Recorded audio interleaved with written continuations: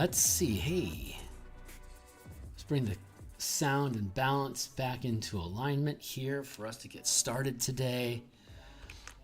I think everything's looking all right. Bring that up and then. All right. Hey, folks. We should be active. Let me just check my signal here real quick. Hey, folks. Yeah, looks like I'm coming through A-OK. So I'm going to drop that volume down so it doesn't get in the way of the conversation. And I'm going to grab this link here real quick. Actually, I've got all my social media posts done. So, hey, my name is Phil Kearney. I create role-playing games. I illustrate them and I publish them online. And we're messing around with Spelljammer Combat and Exploration today. This is a supplement that I published on the DMsGuild back in March. But now that the 2024 rules are out, and as a DM, I've had a chance to play with them for a while, I know there's some updates to the document that we can do, and we're going to work on that. So here is the PDF that I created. It's 107 pages of fun, and if you want to tag along in today's read-through, the Combat and Exploration document is on DMsGuild here. We just we updated some of the math that we were looking at last session. I updated that and dropped it into the book here now. And then you can click on the preview button here. And it should create a document here for us to look at. This is the first time. This is the first time I've looked at the new website. The new format for the DMsGuild here. So the preview button apparently now throws open a separate window with sample on it, but the entire book is here available for y'all to look at. So I'm going to be, hey there, buddy. Thank you. We're going to go down to the tail end of the combat section here to maintaining crews and ships. This is the section that we're going to be working on today. Again, you can access the document if you want to read along with us here at this link. And this is the link to the Spelljammer subclasses that we're creating for 2024.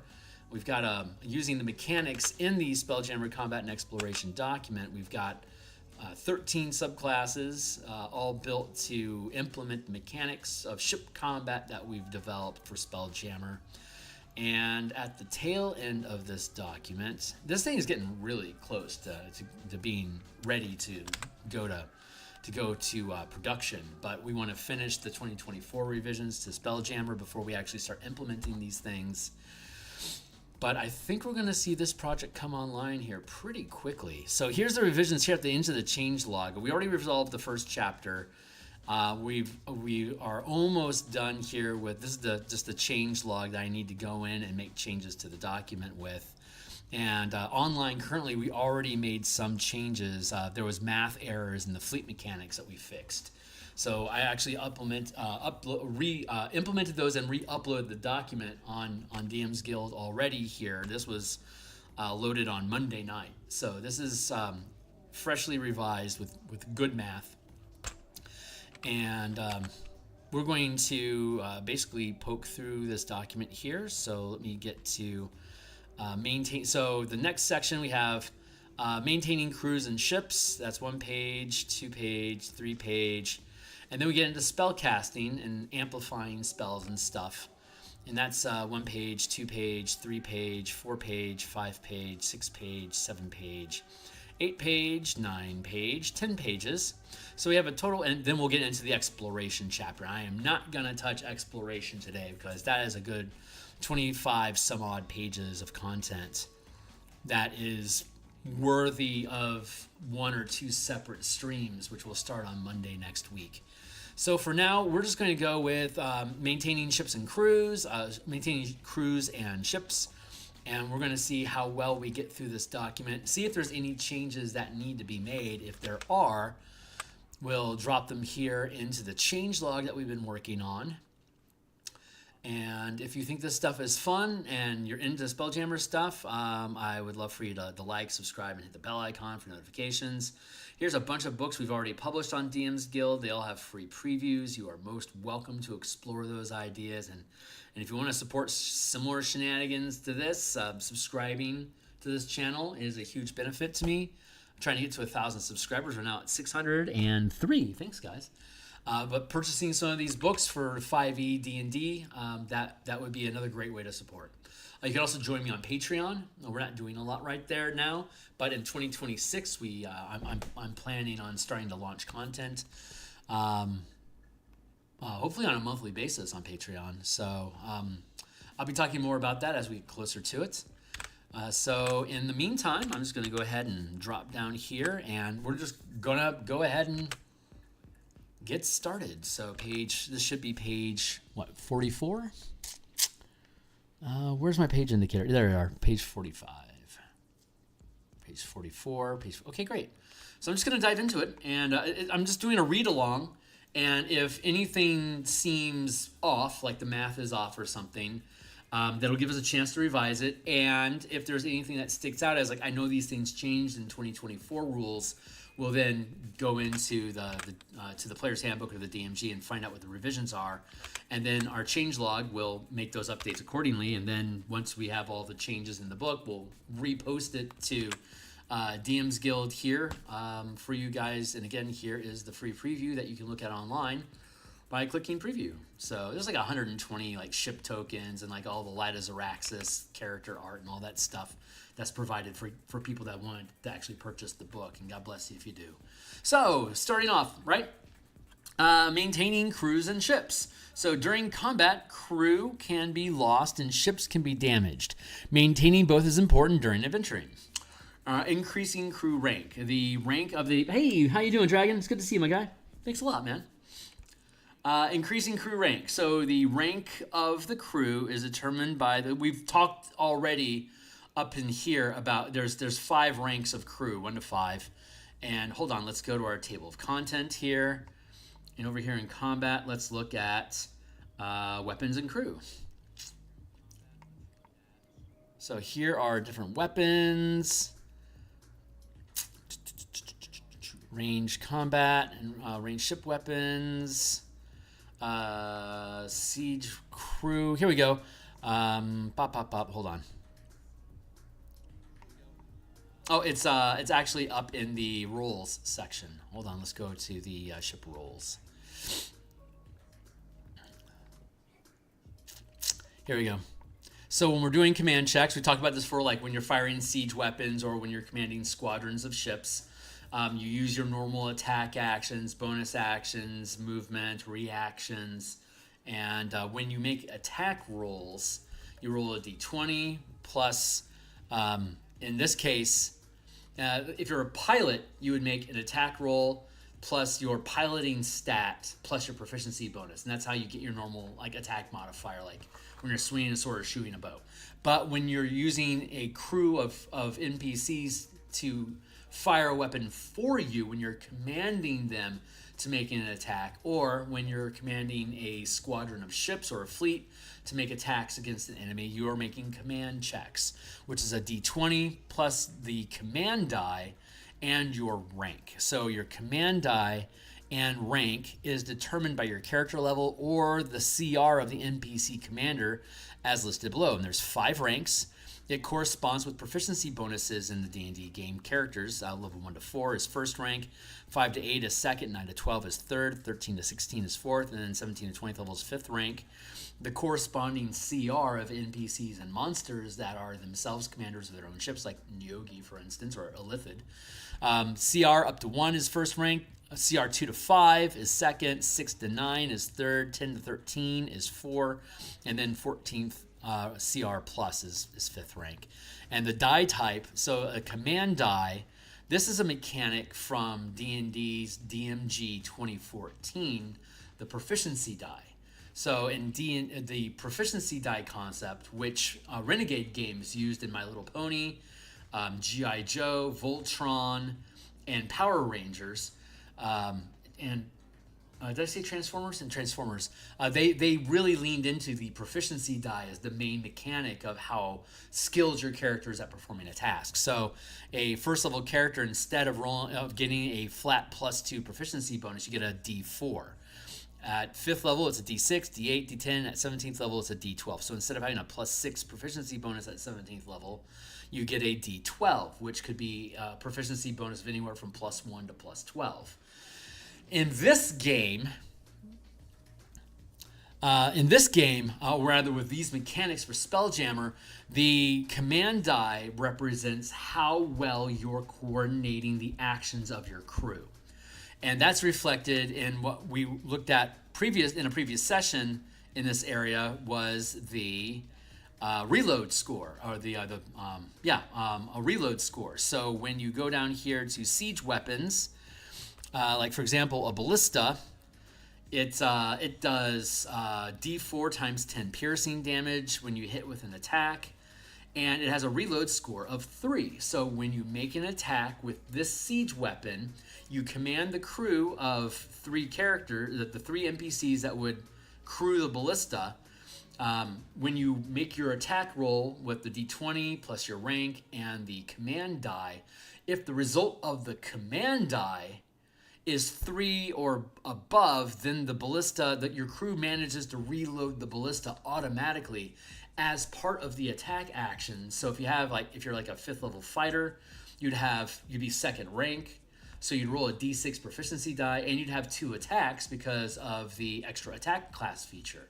So if my 5th level fighter issued an order to my ballista crew to fire the ballista at that Theurgy over there or whatever, then I'm going to roll, I'll make my D20 plus 2 because of my rank, and then plus D6 for my command die. And if the result was like, say the armor class of the Illithid ship was like, or the Theurgy ship would have like an armor class of 20 because it's a metal ship. Heavy materials, armor class 20. So if I hit that 20 with a D20 plus 2 plus D6, if the total of that is 20 or above, I hit just like a normal attack roll. And that D6, if I rolled a 3 or above on my D6, as part of that attack action, the crew automatically reloads the ballista. So then I could use my 2nd attack as a 5th level fighter to issue a 2nd ballista attack. And I can do the same thing with fleets of ships. The reload score increases with larger weapons. Hey, Steve. And like the Mangonel, for instance, it does D6 times 10 bludgeoning and has a reload score of 5. A trebuchet has a D8 times 10 bludgeoning damage and has a crew reload score of 7. So for the trebuchet to be fully crewed, I need 7 NPCs working the trebuchet together, and my 5th level fighter with a D6 die can never successfully reload this trebuchet. But if I had a 3rd rank crew commanding this trebuchet, that was loading this trebuchet, I would reduce the reload score by the rank of the crew, which is 3. So I could actually, at 9th level, my character being a 3rd rank commander could command a 3rd rank crew. I'd be rolling a D8, and I would only have to roll a 4 or above to automatically reload the trebuchet. So the rank of your crew is going to go from rank 1 to 5. That corresponds with the rank of the commander that's issuing orders. If a rank is higher rank, if a crew is higher ranked than the commander, the crew is effectively reduced to the rank of its commander, because the crew cannot perform better than the orders that the commander is issuing to that crew. So the crew might be able to do a lot better, but their commander isn't strong enough yet to be able to efficiently utilize all of their skills to pull it off. And that increased skill is represented as a lower reload score. So a 5th level character doesn't need to have a crew higher than 2nd rank. A 13th level character at 4th rank command could command a siege crew up to 4th rank. A 2nd rank crew under the command of a 4th rank character, you'd still roll the D10 combat command die to modify your die rolls. But in this instance, a 2nd rank crew would only drop the reload score to 5 as opposed to 4, or even down, like a 5th rank crew could get that score all the way down to 2. And as a 17th level character, I'd be rolling a D12. So on a 2 or above on a D12, I can get a crew to automatically reload a trebuchet. And then the added complexity is if I have multiple siege weapons I want to fire as a barrage, then I would add the reload score of all the weapons separately to get the combined reload score. So if I wanted to fire 3 ballistas at the same time, and I had say a first rank crew, the reload score is 3 minus rank equals 2. So an individual ballista with a first rank crew on it, I could reload automatically on a 2 or above. If I have 2 weapons that I'm firing together, it'd do 2d4 damage times 10 if I hit with it, but the reload score is going to increase to 4. And if I wanted to fire all 3 ballistas at the same time as a siloed barrage, it would do 3d4 times 10 damage if the attack roll hits.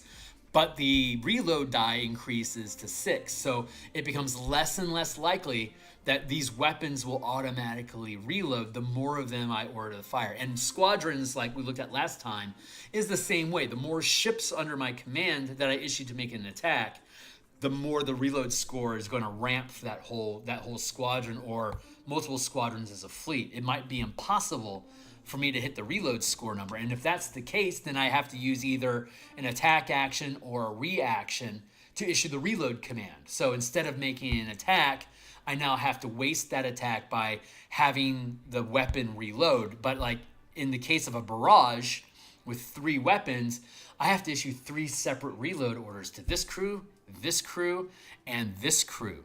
So like a 13th level fighter that has 3 attacks as their second extra attack, and they have a reaction, and you can always use a bonus action to make an attack. A 13th level fighter would roll a d10 on their command die and has 3 attacks, a bonus action, and a reaction, a total of 5 actions out of that fighter's round that could, say, fire a barrage of ballistas together, fails the reload die, and now spends an action to reload. First attack, fire all weapons, failed the reload die. Second attack, I'm going to reload. Third attack, I'm going to reload. I'm going to use my reaction to reload the 3rd weapon, and that leaves me with a bonus action, fire all weapons. And hopefully I'll hit the 6 on the reload die so I don't have to burn most of my action economy next turn reloading all these weapons. Or I could just take command of 1 weapon and be able to reliably reload that weapon every time, but it's not going to do 3d10. It's not going to do 3d4 times 10 damage. It'll only do 1d4 times 10. So as your character increases in levels and they can hit higher reload score numbers, and you can recruit higher ranked crews to drop reload scores in general, you can start dealing more damage during combat and take on larger threats that scale up with the CR of your characters. So it's a pretty elegant system. It took a little while for me to explain it, but that's the scaling that goes into it. And like you could potentially have like 2 or 3 ballistas firing together, doing 2d8 or 3d8 times 10 damage on a hit, which is a real wrecking crew to like a Wasp ship, for instance, that has like 160 hit points.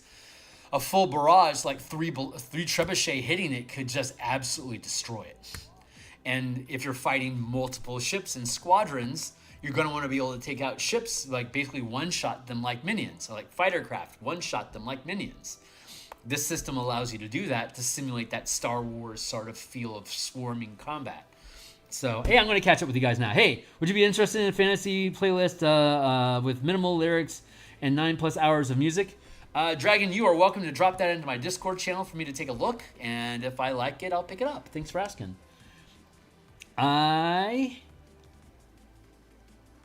What's going on with my text here? I heard you say you like to play copyright. I like to listen to copyright music when I'm not streaming, but if I play copyright music on my stream, I get demonetized and eventually banned. That's what happened to me on Twitch. So I used to play copyright music, like I'd play Zeppelin, Tool, Pink Floyd, whatever I wanted to listen to, whether it was copyrighted or not. I would listen to it until basically Twitch banned me. So, learn my lesson, Motley Crue, my man, right on. Hey, cool, Dragon. Yeah, drop it in the channel. I want to hear it.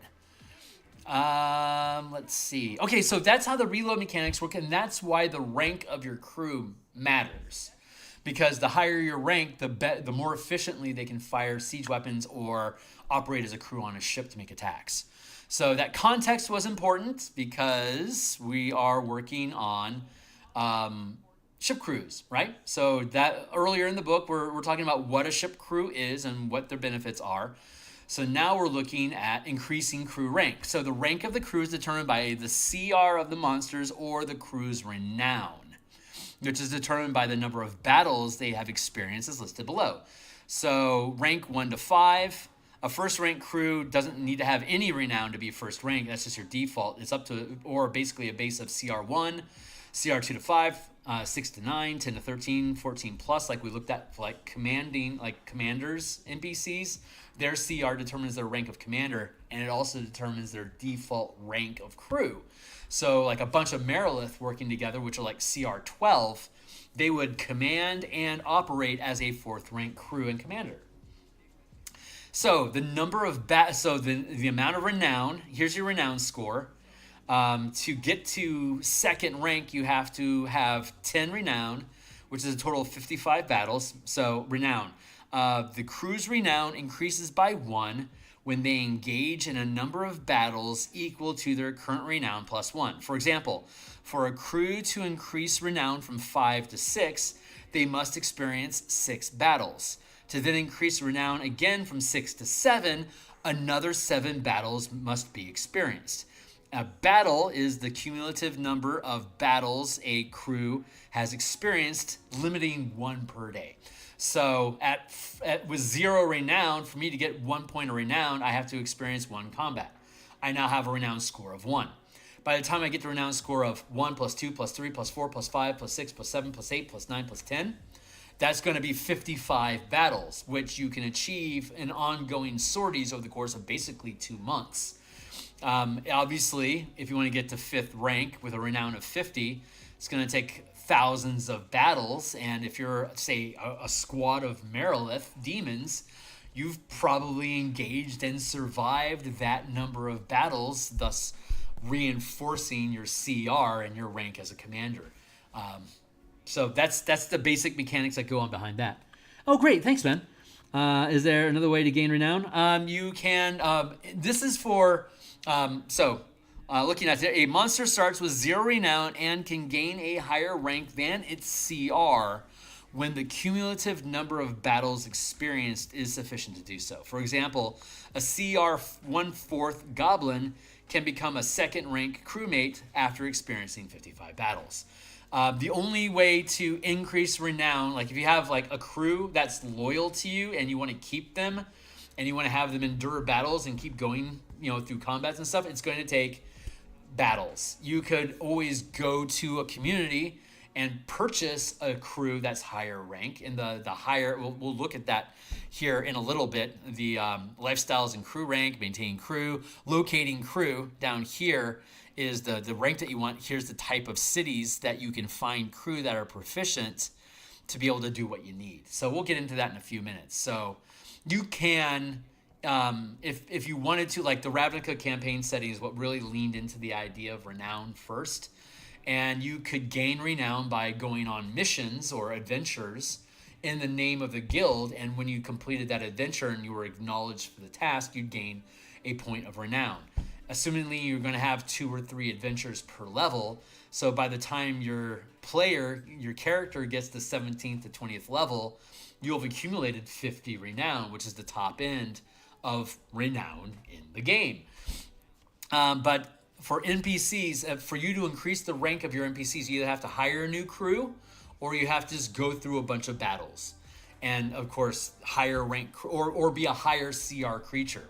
So like you could have, like your DM could decide that like you have a bunch of soldiers, like 1/4 CR soldiers that are your crew. And then say over the course of say like 2 or 3 levels of your characters gaining levels, maybe the DM decides to advance them from being soldiers to veterans that are CR3.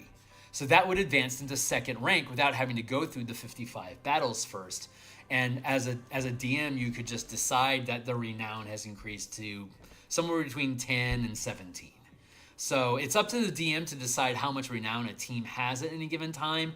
This is just a base model to provide guidelines for that. At worst, this is how you can get there. But the DM, again, this provides rules so that a DM and the players can make sensible rulings that are right for their campaign that might not necessarily be what I have written here. This is providing a very base model, a means of increasing the rank of crew naturally through combat. If the DM decides, well, you only need to have a number of battles equal to the renown, so after 50 battles, you're 5th rank. If you want to play it that way, I'm not going to yuck your yum. I'm just providing a base level here so that you have mechanics that work that you can then hinge off of or riff with as you wish. So I was thinking, for example, my wizard character isn't the type where a more powerful crew wanting to work with him would want to battle. Yeah, I mean, if like say your wizard's 9th level, that's a 3rd rank commander, you can't, even if you had a higher ranked team, they won't operate any better than 3rd rank because the crew can't outperform the captain. Speed of the ship, speed of the captain, speed of the ship. That's the term. So efficiency of the captain, efficiency of the crew. If I can't issue orders efficiently, you can't carry them out any more efficiently than I can give them to you. So if you want to have your own system of gaining ranks through merit, go for it. I'm not going to yuck on you. There's no reason not to. This is just providing a base frame. So I think I've pontificated that enough, right? All right. So, and then here's the full page just so you guys can see the layouts of it. I have these, I like, a lot of these tables are wider than I can fit in one column sensibly. So I end up breaking the columns, but I like doing that. I think it's a lot. It helps. Ryan Linger, not Ryan Linger. Oh God, I can't think of who it was. Early on when I started getting into DM content, one of my editors had said, "Hey, you know, when you're doing stuff, breaking frames is almost as good for the eye as dropping illustrations into the book, because it gives the eye a little mental reset to reconsider, you know, just for them to break out of assumptions and rhythms and patterns." So when I see an opportunity to break frame like this with big tables, I like to embrace it. But so I don't have any errors here. They don't even have renown, and I don't even think they have renown in the DMG 2024. So I'm certainly not breaking any rules there.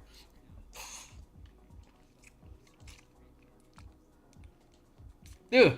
Your charisma doesn't matter when you're commanding crews because it's your rank plus your reload die plus a d20. Or there's a feat up here that you could choose a stat to be your commanding stat. Like if you want to command through strength, literally, you can take a feat that lets you replace your rank with an ability score of your choice. So I could command through wisdom. I could command through intelligence. I could command through dexterity. I could command through charisma. Any of the stats work. All you do is add a narrative to it for how you want. You've paid a feat to do that. Make up your story and have them, like your wizard would probably want to command through intelligence. His tactics are exquisite and leads to common victories. So like that's an easy narrative to float with. A 9th level wizard would have a D8 as your command die instead of the +4 proficiency bonus. And like say an 18 intelligence, even though you're only 3rd rank as a 9th level character, you're able to replace that with your 18 or probably 20 intelligence to get a 4 or 5 bonus on top of the D8 on the D20. So you can ramp, if you're willing to blow feats on it, you can ramp your ability score, your command checks. Commander versus crew. Here we go. The performance of the crew is limited by the rank of the commander. If a high-rank crew is commanded by a low-rank commander, the crew is reduced to the same rank as the commander. For example, a 2nd-rank commander of a squadron with 5th-rank crew rolls a d6 damage die because 2nd-rank crew on ships deal d6 times 10 and has a reload modifier of -2. If a 3rd-rank creature then takes command, the crew rolls a d8 damage die and has a reload modifier of -3. Pretty straightforward, right? Yeah. Absolutely. It's designed to be flexible and to provide, again, we provide a baseline that works for both characters and monsters, and then characters get to break the rules with feats. And of course, a DM can always decide that the Illithid should use its intelligence instead of its rank to command its thralls, for instance, or whatever. So, but we create rules that you can then either use or leverage off of to make your own decisions. So I want you to be empowered to be able to take these mechanics and break them and shift them around, just like you would with the actual D&D game.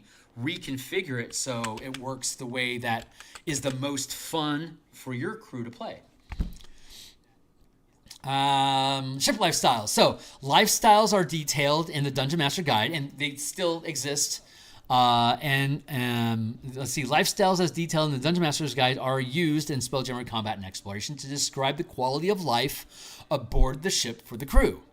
While craft are generally craft as in like fighter craft, while craft are generally ill-suited as homes because of their small size, vessels are large enough for up to 10 medium creatures per 50 feet of space occupied by the vessel to live aboard indefinitely if supplies are periodically restocked, similar to refreshing the air.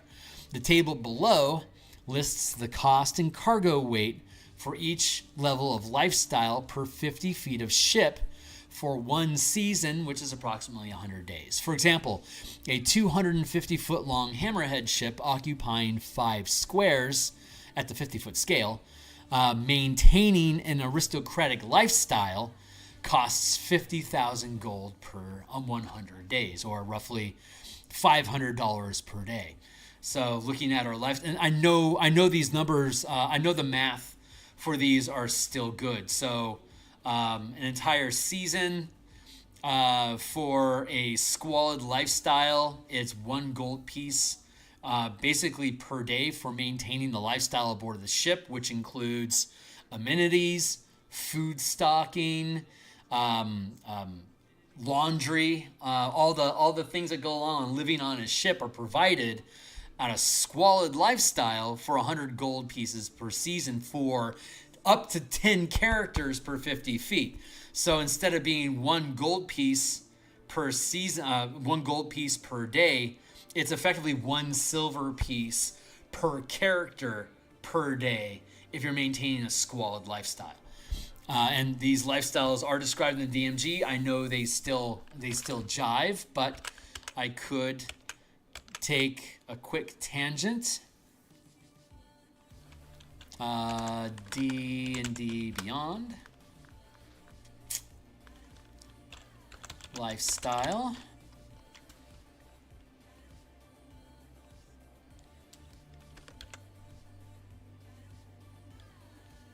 Well, give me the thing.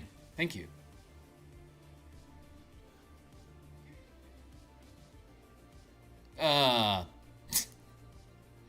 Really? Okay. Let's go to the sources. D&D Beyond, man. What a worthwhile purchase, huh? Let's go to let's see if it's in the player's hand. Actually, yeah, it might be in the player's handbook. Let's check that real quick. No, it's not listed here. So that means it is in the DMG still.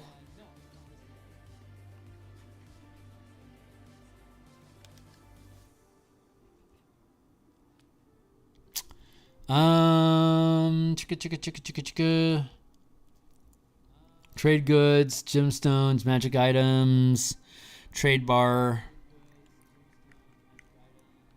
hazards, marks, death. I know it's in here somewhere. Hold on. Campaigns, plan adventures, step by step. Running the game. Oh, maybe it is in the player's handbook now. Trinkets, equipment, adventuring gear, mounts and vehicles, services. Man, it's probably in here. Let's go to services. Lifestyle expenses. There you go. So here's our first change. So they've put lifestyles into the player's handbook. So we can now change this play styles as detailed in the PHB. What are we on? Page 45. So let's go to our document.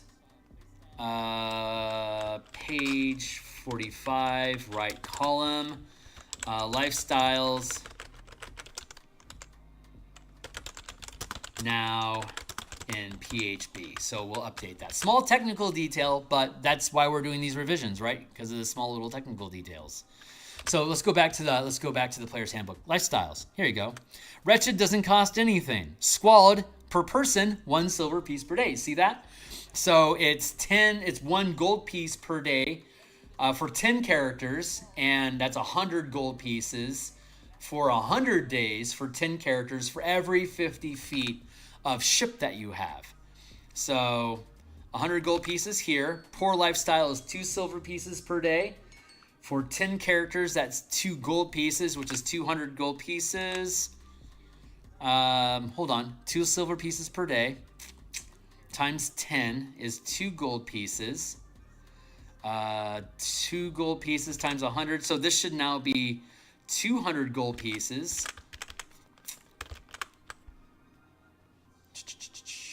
Here's our doc. There you go. Let's see. Lifestyle table. Poor equals 200 GP.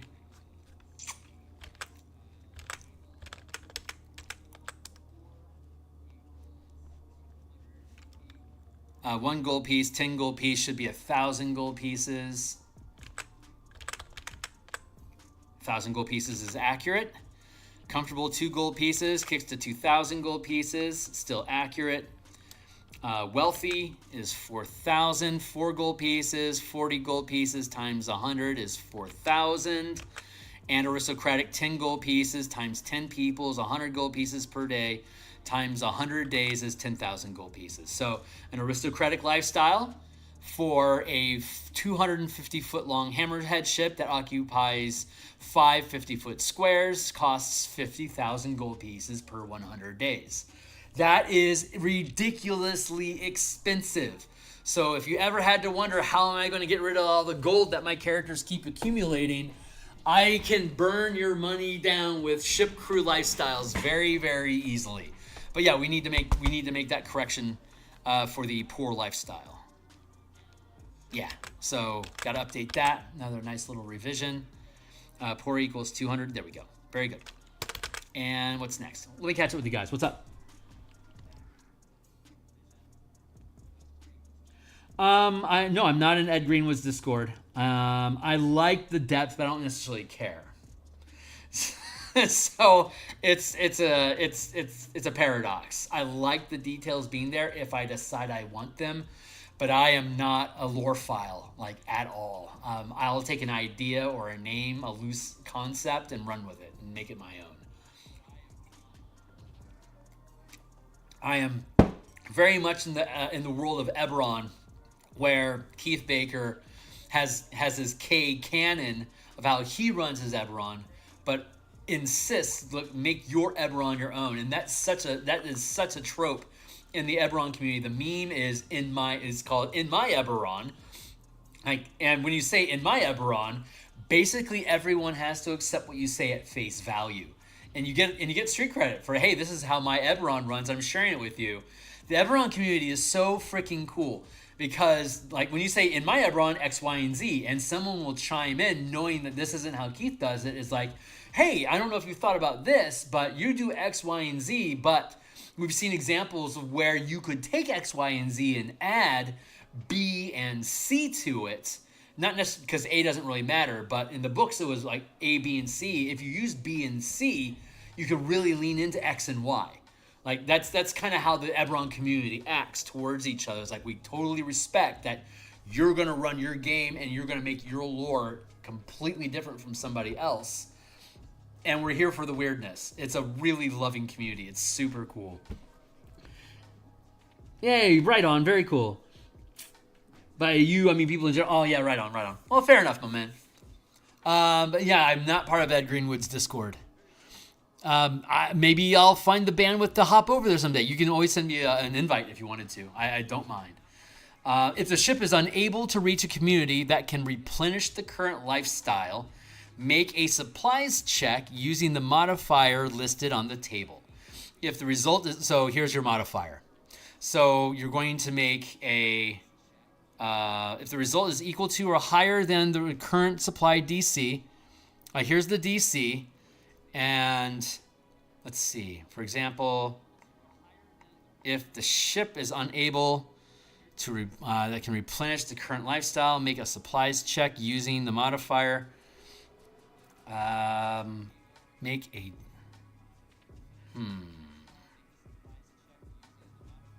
I feel like I need a little bit more explanation on what a supply check is.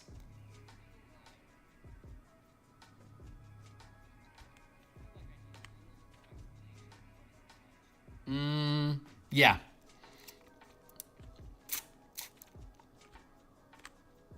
If the okay, so let's grab this.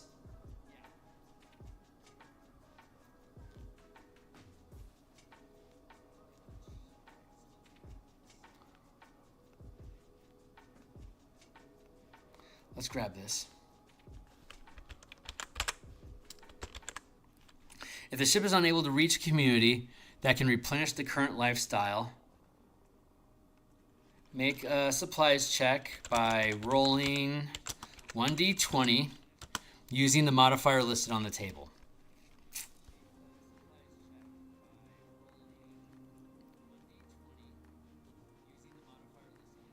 If the ship is unable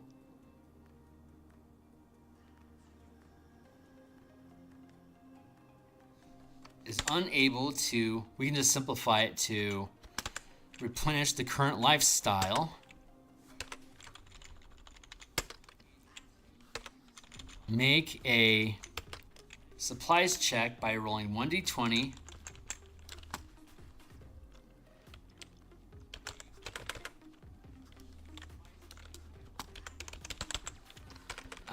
1d20 plus the modifier listed on the table. That's better English for us, and better describes what you're actually supposed to do.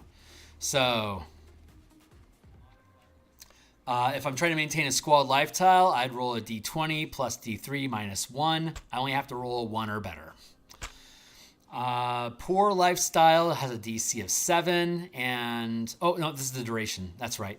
The DC 1, 7, 13, 19, 25. What is going on? If the ship is unable to reach a community that can replenish the current lifestyle, make a supplies check using the modifier listed on the table. If the result is equal to or higher than the current supplies DC, the ship's crew has stretched the ship's resources to maintain the lifestyle a number of days equal to the result of the supplies die. So that's the duration, D3 minus 1. I should probably change duration to modifier.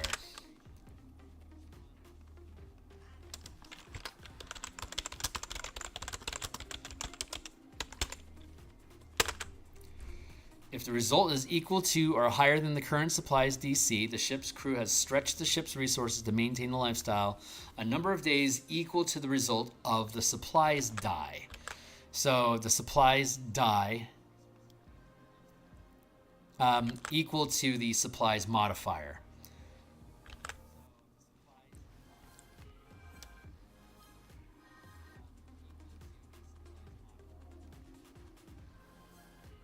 Let's see, if has stretched the resources to maintain the lifestyle a number of days equal to the result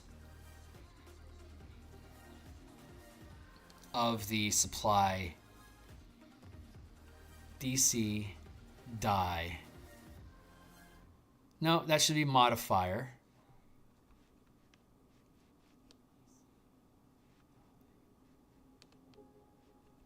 If the result is lower than the current supplies DC, the ship degrades to the lifestyle rolled.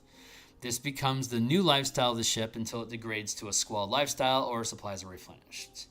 If the lifestyle is squalid, you no longer make a supplies check. Instead, you only roll the duration. When the result is 0, all food and water is exhausted, and the crew mutinies, as detailed in the morale and mutiny section below.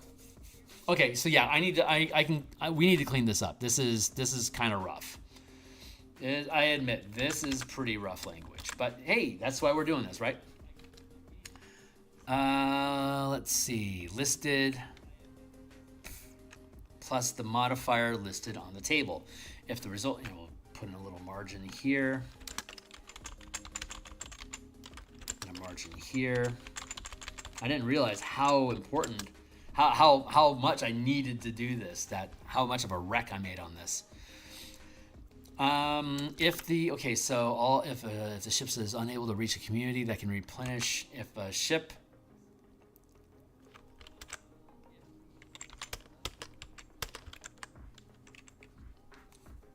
if the result is equal to or higher than the current supplies DC, the ship's crew has stretched the ship's resources to maintain the lifestyle a number of days equal to the result of the modifier.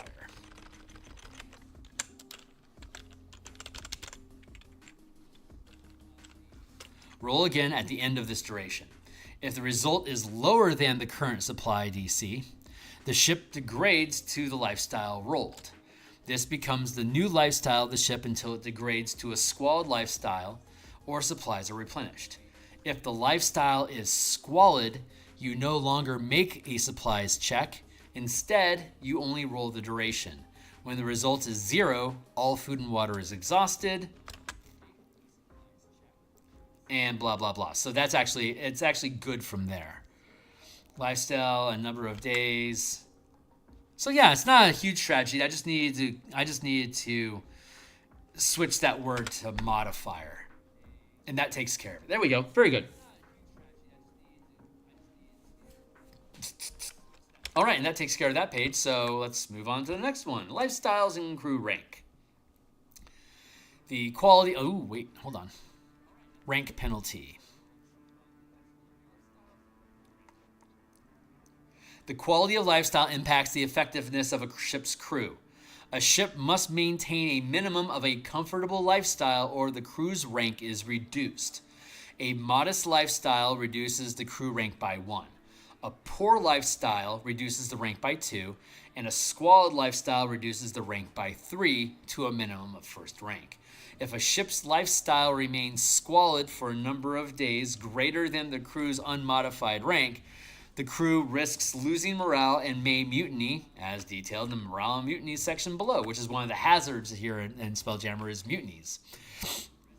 So you can see here, if I maintain a comfortable lifestyle for my crew, I don't have any penalties. Modest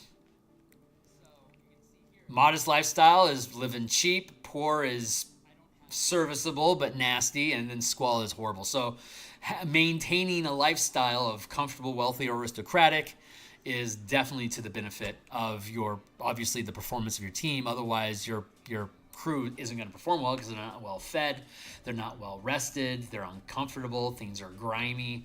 They just have, they get frumpety. So the quality of lifestyle impacts the effectiveness of a ship's crew. A ship must maintain a minimum of a comfortable lifestyle or the ship's rank or the crew's rank is reduced. A modest lifestyle reduces the crew rank by 1. A poor lifestyle reduces the rank by 2, and a squalid lifestyle reduces the rank by 3 to a minimum of first rank. If a ship's lifestyle remains squalid for a number of days greater than the crew's unmodified rank, the crew risks losing morale. There you go. Maintaining squadrons. So when hiring and maintaining squadrons of ships, the cost is the number of 50-foot squares the ships occupy times the rank of the crew times the cost of lifestyle per season. Each squadron of craft occupies one 50-foot square of space, and the minimum lifestyle is modest, 1,000 gold pieces. For example, a squadron of 5 hammerhead ships, which is a total of 25 squares, maintaining an aristocratic lifestyle, 10,000 gold pieces. For a 5th rank crew, it's going to be 25 times 10,000 times 5. Is that right? Hold on. For each, for example, so when hiring and maintaining squadrons of ships, the cost of the number of 50-foot squares, so 5 hammerhead ships, that's 25 squares, times the rank of the crew, so that's 250, 5 times 25 times 10,000.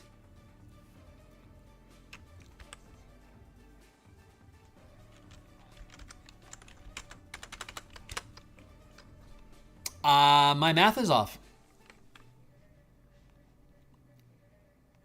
Again, more shit math. Sorry, guys. But this is why we do this. Let's fix our math. Page 46.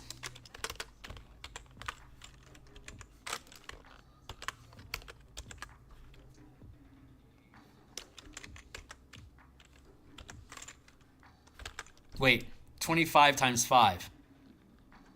It's 200.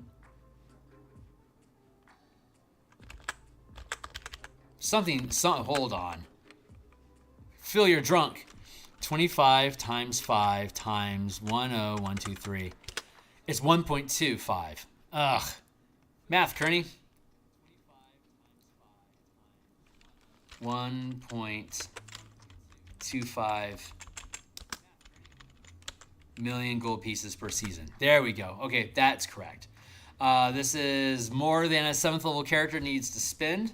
The maximum rank you can currently command is only 2nd rank, which is 1 million gold pieces per season for 5 ships. So let's see if that's actually true. 25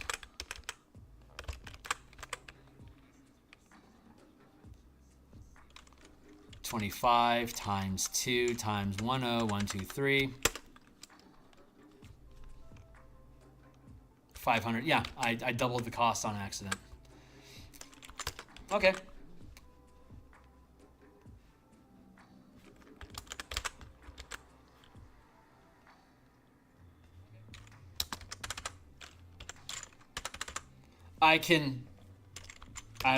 It's embarrassing, but I'd rather get it fixed than not, and I don't mind holding myself accountable to you guys. So, restocking supplies.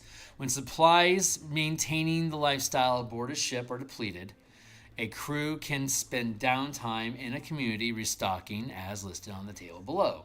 Squalid lifestyle only takes an hour plus 1 hour per 50 feet, which can be done in a village. So time to supply. The amount of time required for 10 medium creatures to locate and restock the supplies for lifestyle listed aboard a ship. Community. The minimum size community required to supply the listed lifestyle aboard a ship. The amount...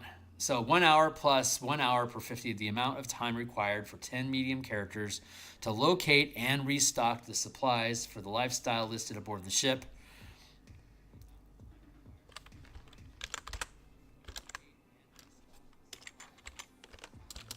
Per 50 feet occupied.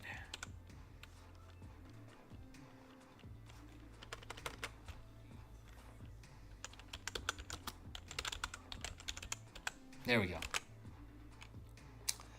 And then community, the minimum size community required to supply the listed lifestyle aboard a ship. So again, squalid is 1 hour plus 1 hour per 50 feet of ship in a village. A poor lifestyle can be attained in 1d4 hours plus 1 hour per 50 feet of ship in a village, or higher. Modest is 2d6 hours plus 1 hour per 50 feet in a town. Comfortable requires 3d8 hours plus 1 hour per 50 feet in a town. And then wealthy is 1 day plus 1 day per 50 feet of ship in a city. And an aristocratic lifestyle requires 1d4 days plus 1 day per 50 feet of ship in at least a city. Okay, so for example, to restock supplies for a comfortable lifestyle aboard a damselfly ship, which is it's like 85 feet, so it's like 100 feet. A crew of 10 medium creatures requires 3d8 plus 2 hours in a town or larger community.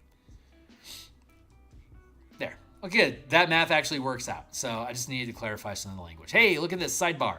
Hiring individual crews. So the lifestyle costs and cargo weights listed above are for 10 crew per season regardless of rank. You can hire less than 10 crew by paying half the lifestyle cost per 50 feet listed above, plus the cost of each crewmate per rank as listed below.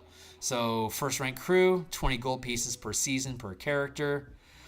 This should be, I think, it's 22nd rank. Oh wait, that's right. This is an independent number. So paying half the lifestyle above, and then individual crew rank. Cost per day. There you go. Cost per day should be.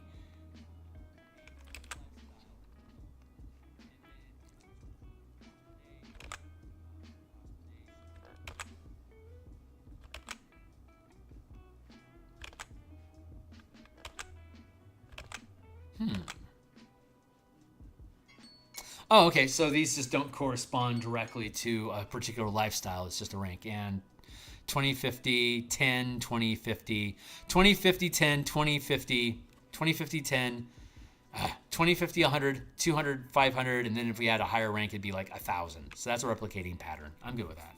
For example, you can hire 7 4th rank crewmates for 200 gold each aboard a damselfly ship with a comfortable lifestyle. So it's 2.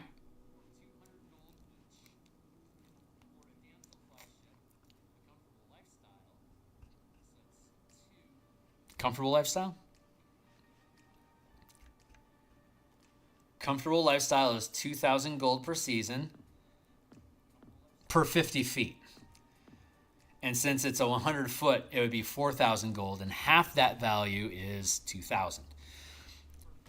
Yeah, that works out. You can hire 7 crewmates for 200 each, which is 4 times 7 times 200 is 1,400 plus 2,000, 3,400 gold pieces per season, or 34 gold pieces per day. Okay, great. That math actually works out. Whew, thank God. Locating crews. So the cost to maintain squadrons is much higher because the characters get both ships and crew to command. While mercenary spelljamming ships exist, they're typically at large ports of call, such as the Rock of Brawl. The table below lists the maximum rank of a squadron, typically in a community, determined by how large the community is and how common spelljamming is in the community. So, a first rank crew with ships in a spelljamming presence, which is common, uncommon, or rare. Common refers to like the Rock of Brawl. Uncommon would refer to a metropolis like Waterdeep and Forgotten Realms. And then rare, since Eberron is a closed system, it'd be very rare to find spelljamming ships there. So rare, such as a metropolis of Sharn. Although you could say there's airships, and if you're trying to do this for airship combat in atmosphere, then that would be common. Maybe I could put a caveat in here that, spells that out. Maybe not. So if it's common, first rank, town, city, metropolis, metropolis. Uncommon, first, second, third rank crew is going to be a city or metropolis. And in a place that spelljamming is rare, you're going to have to be in a metropolis to find any kind of crew that's spelljammer savvy. That, for the most part, still stands. But obviously, you could say that airships are common in Sharn, although spelljammers aren't. Operating your airship, similar to a spelljamming craft, works if you move at a slower speed than 1,000,000 miles per day, right? It'd be more like 10,000 miles per day, or maybe even 5,000 miles per day. Or if you really wanted to grind it down, it'd be like, say, 2,000 miles of travel time per day by airship. And that would just reduce the speed of your helm to being less than a minor helm. But you could then say it'd be common or uncommon in Eberron to find a crew of, like a ship crew that could work with you in an airship. Okay, great. Making repairs. I know we have changes that we have to make on making repairs. So when reading the file, this is taking longer than usual, working it out. There. Okay. Making repairs. When ships or weapons are damaged, repairs can be obtained at dockyards and similar facilities, or through magic rituals and spells. Dockyard repairs. So dockyards can perform extensive repairs while the crew is on shore leave. The table below lists the extent of repairs that can be performed per day based on the size of the community where the dockyard is located. So, let's see, rank. The maximum quality of repair that can be obtained in the community. It also refers to how many repair orders can be purchased at once. For example, in a village, you can hire a crew to repair 1d4 plus 1 hit points per day, but there's not enough workers in the village to do more than this. Meanwhile, in a metropolis, you can hire up to a total of 5 crews at a time of up to 5th rank per day. And then repair, number of hit points repaired per day, the cost, number of gold pieces spent per day per crew for every 50 feet of ship under repair for the labor. Materials can be purchased to repair the ship, which is half the listed cost of ship material per 5 feet, as detailed in the Spelljammer ship section up above. And I know that math is good. So, for example, a damselfly which is made of a composite material, costs 75 gold pieces of material for each hit point to repair.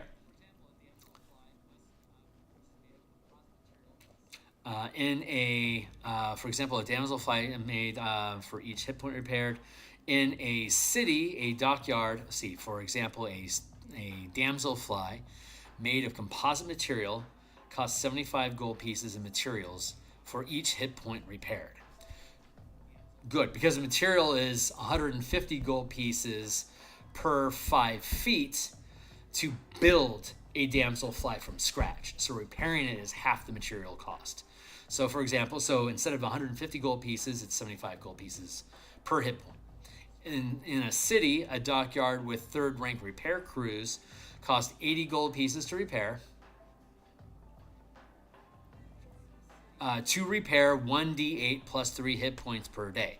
The dockyard can offer up to 3 additional crews to increase repair efforts per day, a total of 4. Let's see. In a city, that's the total number of crews that I can hire, is a total of 4 crews, but I'm only hiring 3rd rank. In a city, I can get up to 4 crews of 4th rank. So here I'm purchasing a 3rd rank repair crew. I could purchase a total of 4 of them. Cost is going to be 320 gold pieces a day. 300 gold pieces to repair 4d8 plus 12 hit points per day, plus 75 gold pieces per hit point. Community, the size of the community, population, the typical number of creatures in the community. I apparently clipped that column, so I'm going to drop that. Right. Let me get rid of... I don't need population. It's getting sloppier, guys. I feel bad about that, but we got to fix it. And we are. It'll be a better product for the result. Page 47.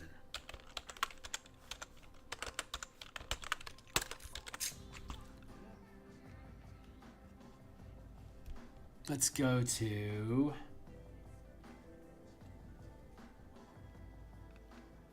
Nah, let's just go with remove this line.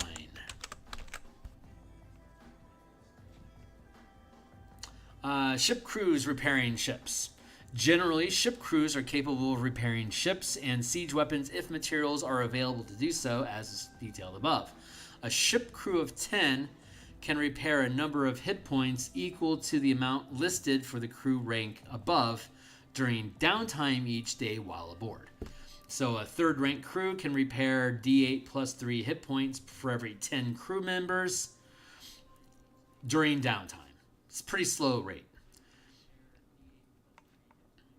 Magical repairs. Ships and weapons can be repaired when casting modified versions of the following spells. Mending, concentration, 8-hour casting time. Requires ship materials as detailed in the Spelljamming ship section above. Range, touch, target, ship up to 500 feet in length or 1 siege weapon. When a spell slot is expended to upcast this cantrip, repair the following amount of damage. So, mending, 8-hour casting time with concentration. You spend a spell slot. Damage repaired is D4 hit points. 2nd level spell slot, D6, D8, D10, D12, 2D12, 4D12, 6D12. 9th level spell slot, 8D12. Fabricate. Concentration, 10-minute casting time. Remnants of ship and weapons can be used as the raw material to cast the spell. Range, 500 feet. Target, remnants of a damaged or destroyed ship. Casting this spell reassembles a portion of the targeted remnants and repairs 1d10 hit points. The table below lists the amount of damage repaired when upcasting Fabricate. 4th level, it's a d10. 5th level, d12, 2d12, 4d12, 6d12, 8d12. Same as you would get off of a mending spell, but you don't actually need materials for Fabricate because it uses the shattered frame itself.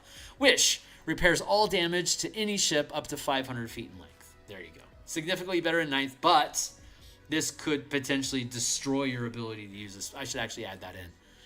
Wish. Page 47R. Wish. This is an unconventional use of a wish spell, potentially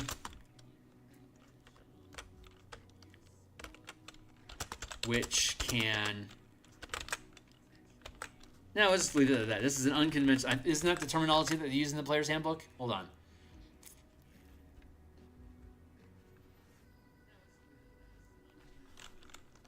Wish.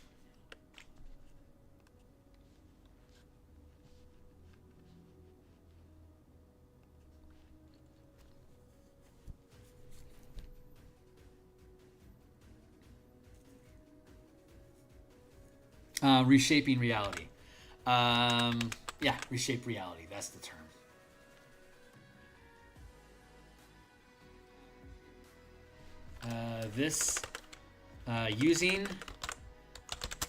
Using wish this way is considered reshaping reality.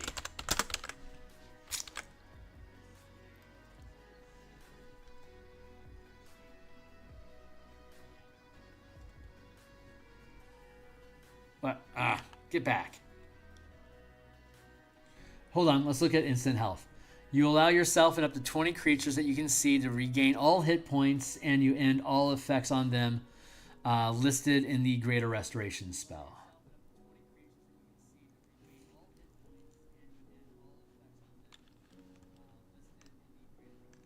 Actually, we can just instant health.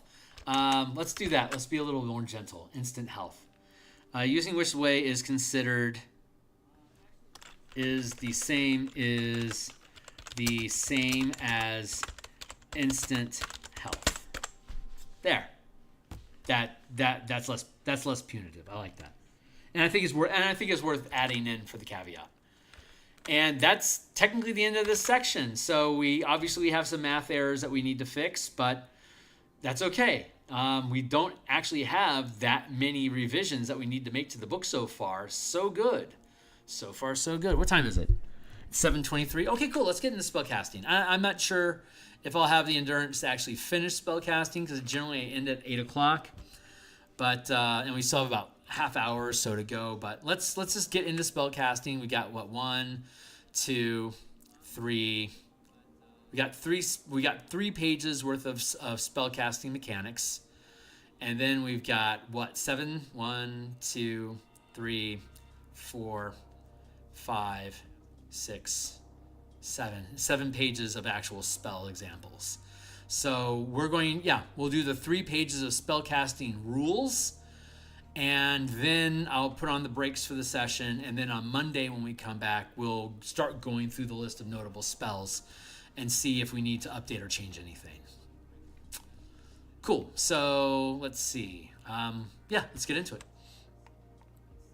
Spelljammer Combat Exploration provides additional options for using spells to benefit a ship's crew and to affect enemy ships and creatures encountered within the Astral Sea and wild space as detailed below. Spells that affect ability checks. Spells that affect ability checks and attack rolls can similarly benefit pilots and commanders. Spells that grant bonuses or advantage to pilot checks and attack rolls include Guidance, True Strike. That's not necessarily true anymore, is it? I don't think True Strike does that anymore. Let's look it up. True Strike.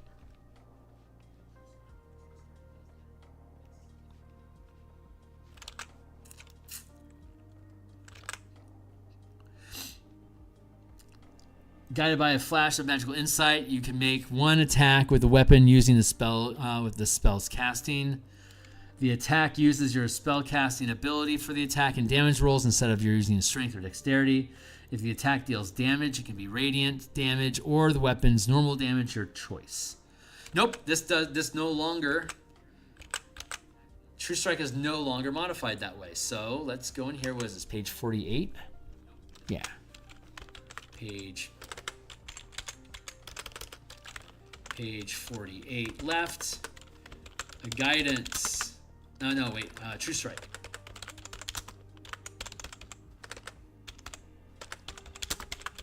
Remove from list of. Yeah, because this replaces your stat with your spellcasting stat. But you can already use your spellcasting stat. Oh, wait a second.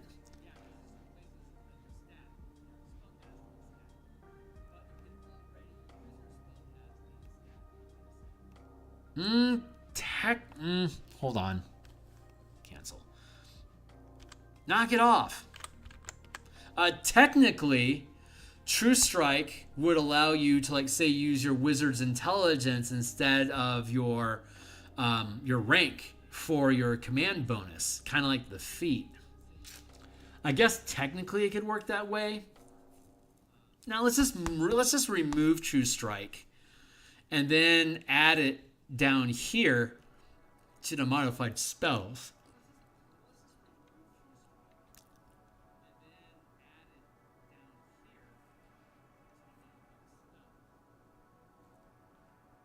Yeah, I think that'll probably work.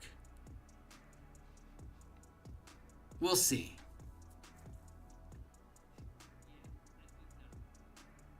Snaring Strike, yeah, we might have to do a lot of fucking work in this section to make everything work out properly. Yeah, we're going to hold off on that until another day. But we know for a fact that, yeah, we removed True Strike because it doesn't actually improve stats. It could swap them, but it doesn't necessarily improve them. Bless, Borrowed Knowledge technically doesn't exist in... Requires concentration. Does True Strike? It doesn't matter, we're removing it. Guidance does, Bless does, Hunter's Mark does. Borrowed Knowledge doesn't technically exist in 2024. I think I'll leave it in here because it came from the Strixhaven book. I think we'll just leave it in here just for the memes. Skill Empowerment, I don't know if that exists anymore either. Hold on.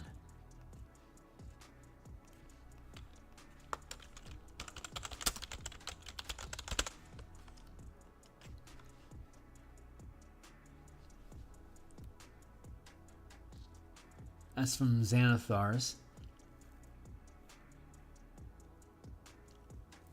And let's leave it in there. True Strike actually changed because you don't have advantage on the attack roll anymore. So True Strike should actually be removed. But I'm okay with leaving Borrowed Knowledge and Skill Empowerment in place. Foresight, obviously advantage on everything. That's cool. Amplified spells. So spell casting can modify a spell to increase the scale of range, area of effect. Spell casting can modify a spell to increase the scale of range, area of effect, and that doesn't feel accurate.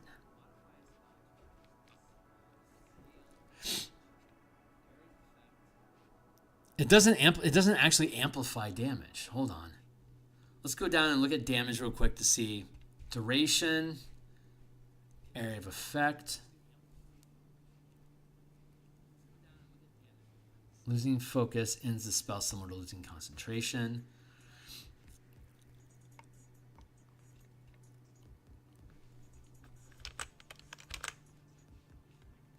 Damage. Amplified spells deal normal damage. For example, Amplifying a fireball to the 50-foot scale can target a location up to 1,500 feet away, affecting a creature in a 200-foot radius.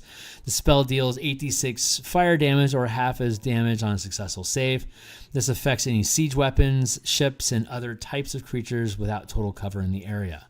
Many ships provide total cover for crew under deck, though siege crews and other creatures on deck must all roll a saving throw as well. See the ship rolls section, weapon attack damage. Spells and class features that add damage rolls to a weapon attack can be cast on siege and mounted weapons, but not squadrons.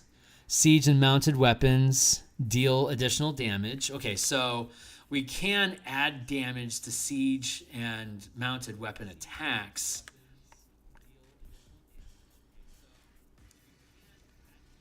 Spellcasting can modify a spell to increase the scale of range and area of effect. So this is kind of worded poorly. So let's change the word. Let's change how that's worded. I think I can do better.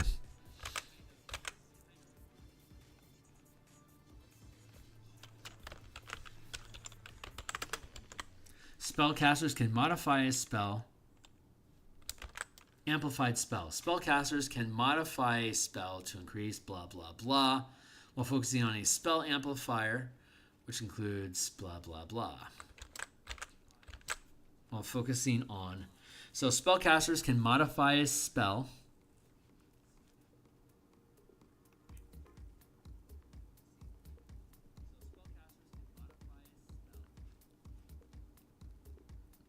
to increase the scale of range and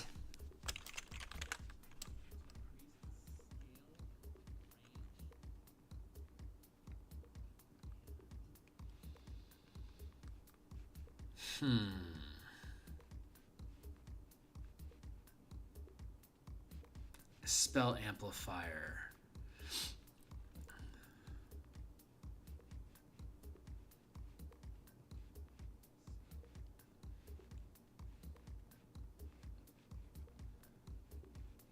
Spellcasters can modify a spell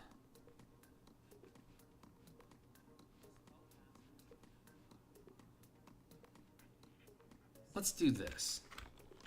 Copy that. I think we can do better. Let's see if we can.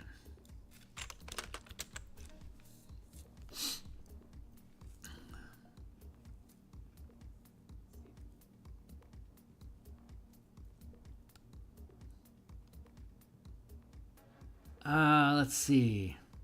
Spellcasters can modify a spell.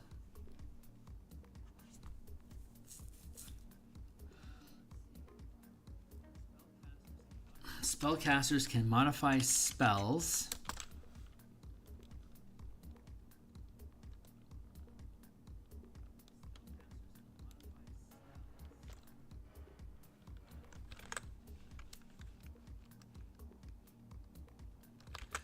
Let's simplify this. Spellcasters can modify spells when cast through a spell amplifier, which includes spelljamming helms, active orrery stations, and eldritch cannons.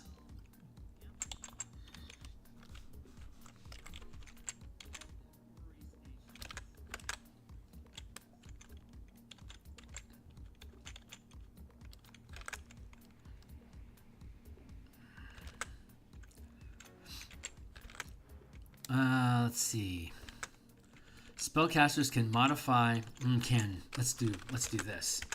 Spellcasters can amplify spells when cast through a spell amplifier.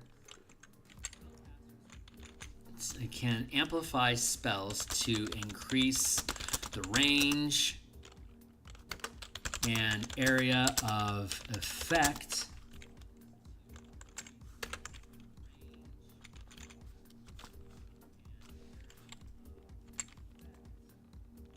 to increase their range and areas of effect.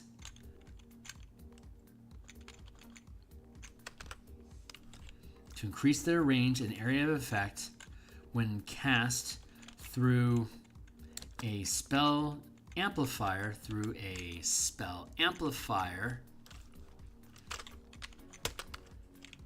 which includes spell jamming helms, active orrery stations, and eldritch cannons.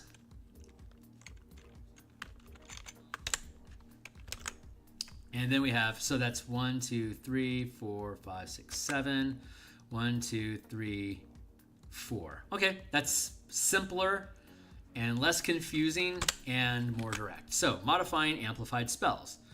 The additional spell slot spent amplifying spells. Oh, here we go. Spellcasters can amplify spells to increase their range and area of effects by expending additional spell slots when cast through a spell amplifier, which includes spell jamming helms, active orrery stations, and eldritch cannons. There we go. 5 lines instead of 7. That's going to work. Modifying amplified spells. The additional spell slot spent amplifying the spell can either be a higher level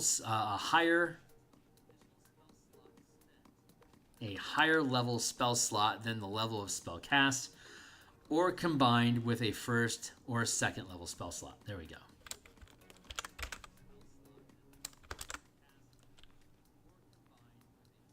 By a higher level spell slot that can be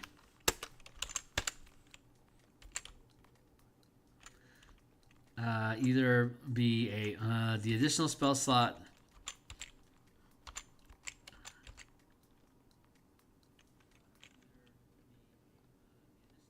by expending additional spell slots when cast through a spell amplifier. The additional spell slots spent amplifying the spell can either be a higher level spell slot than the spell requires, than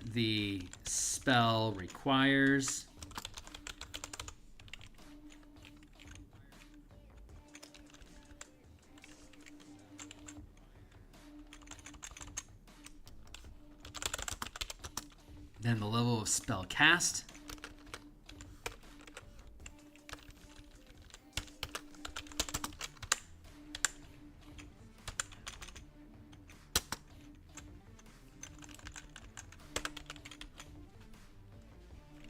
or combined with a first or second level.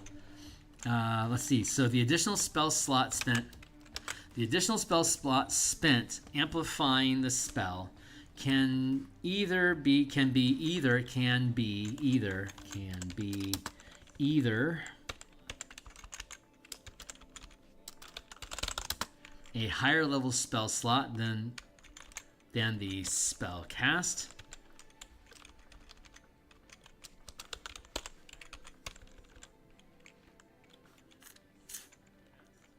or the spell can be combined with a first or second level spell slot. There we go. Cast, comma, or the spell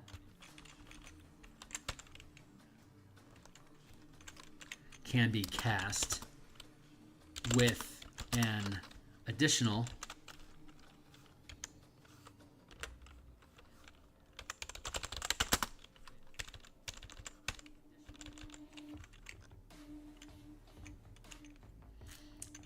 because I trimmed 1, 2, 3. Since I trimmed 2 lines here, I can afford to add lines here. So the additional spell slot spent amplifying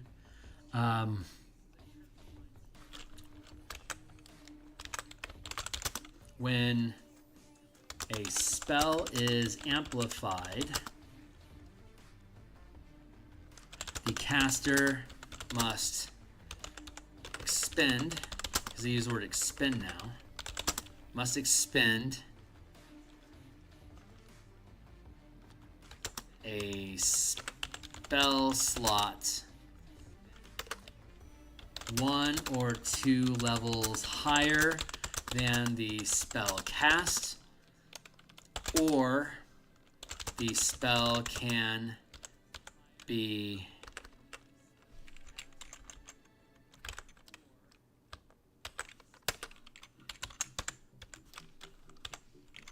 when a spell is amplified, the caster must expend a spell slot 1 or 2 levels higher than the spell cast, or the spell, or a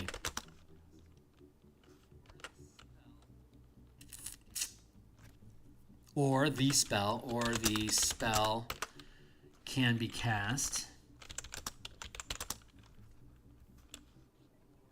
by expending a separate first or second level spell slot. There we go. That's the language I'm looking for. When a spell is amplified, the caster must expend a spell. The caster can expend a spell slot 1 or 2 levels higher than the spell cast,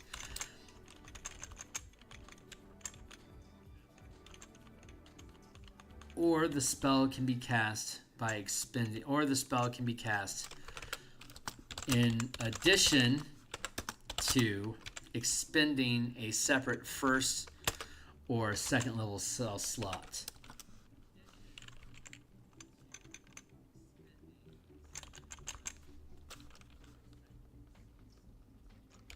While expending a separate first or second level spell slot, or the spell can be cast while expending a separate first or second level spell slot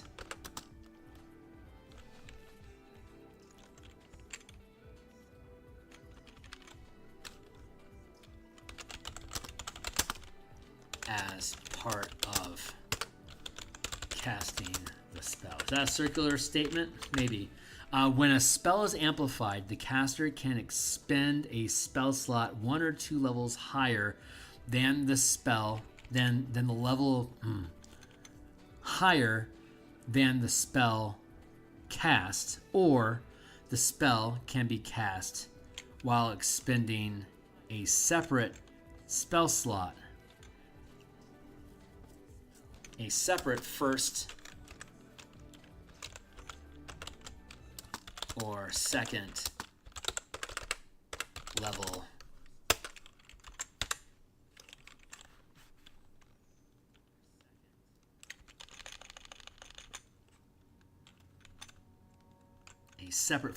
level spell slot while, no, that's too many whiles, can be cast, or the spell can be cast while expending a can be cast in addition to expending a separate first or second level spell slot as part of casting the spell. In addition, let's see, then the spell, or an additional first or second level, or an additional first or second level spell slot can be expended while casting the amplified spell. There we go.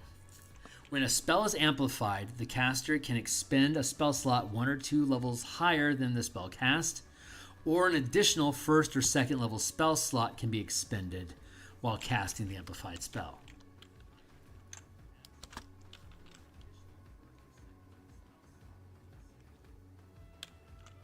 Can be expended while casting the spell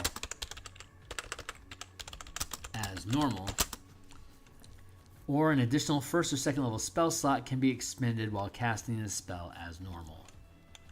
When a spell is amplified, the caster can expend a spell slot 1 or 2 levels higher than the spell being cast, or an additional first or second level spell slot can be expended while casting the spell as normal. There, that's the proper language. Jesus, that was tricky. But we found it. So good for us. Slot scale example, including siege weapon. So first level spell slot scales 50 feet. For example, amplifying a third level spell to the 500-foot scale can be upcast with a fifth level spell slot, or you can expend. God damn it! Get out of here.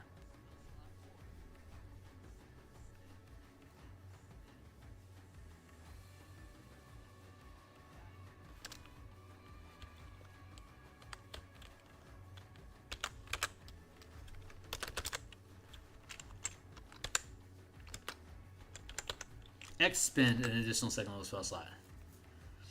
Sorcerers can expend.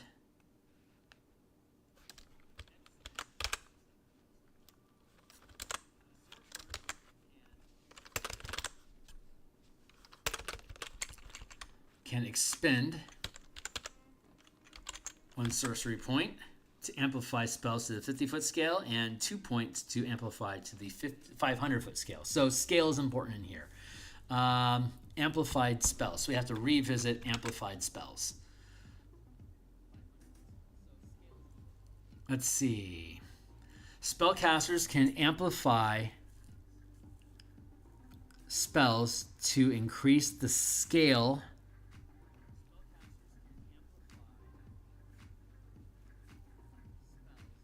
Spellcasters can amplify spells to increase the scale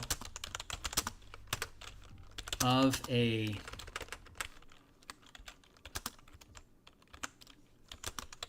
spell's range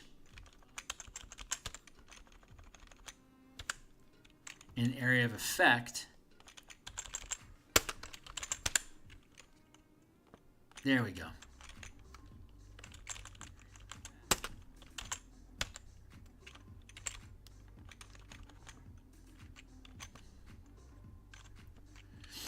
Let's see. Through A.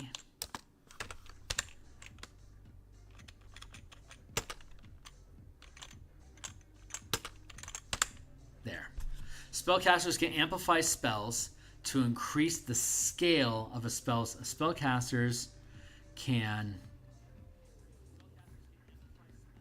Spellcasters can amplify spells to increase the scale that's too much spell redundancy. Spellcasters can amplify spellcasting. There we go.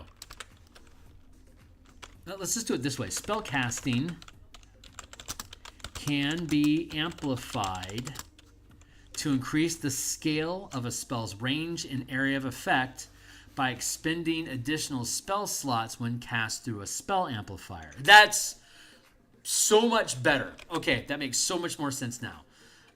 The additional spell slot spent amplifying the spell can be either a higher... right, and we have that. So when a spell is amplified... Yeah. When a spell is amplified, the caster can expend a spell slot 1 or 2 levels higher than the spell being cast, or an additional first or second level spell slot can be expended while casting the spell as normal.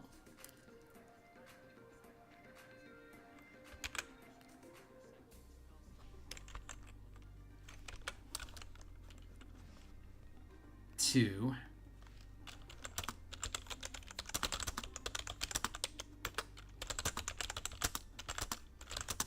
the 50 foot or 500-foot scale. Slot scale example. For example, and now it's redundant. So we've got what? 1, 2, 3, 4, 5, 6, 7, 8, 9, 10.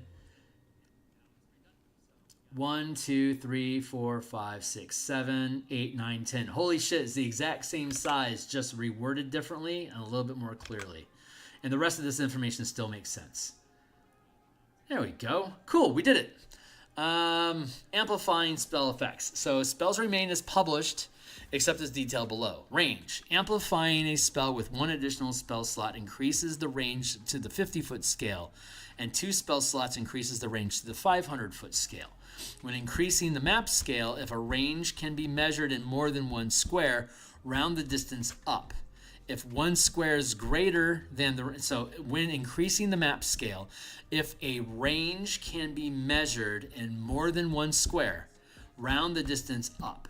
If one square is greater than the range of the spell, if one square is greater than the range of the spell, the target is out of range. When increasing the map scale, if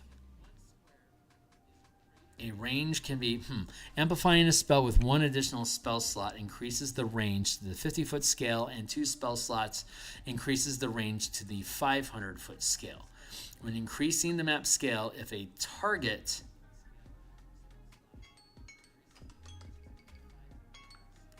That's a little wonky. When increasing the map scale, if the range can be measured in more than one square,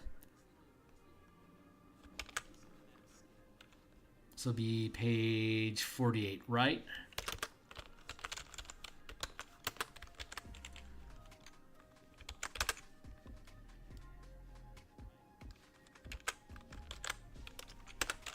If the range. So increasing the map scale, if the range can be measured in more than one square, round the distance up. If one square is greater than the range of the spell, when increasing the cantrip Sending has a normal range of 120 feet, which is 24 times 5-foot squares. 3 times 50-foot squares, but a 500-foot square is greater than the range of the spell.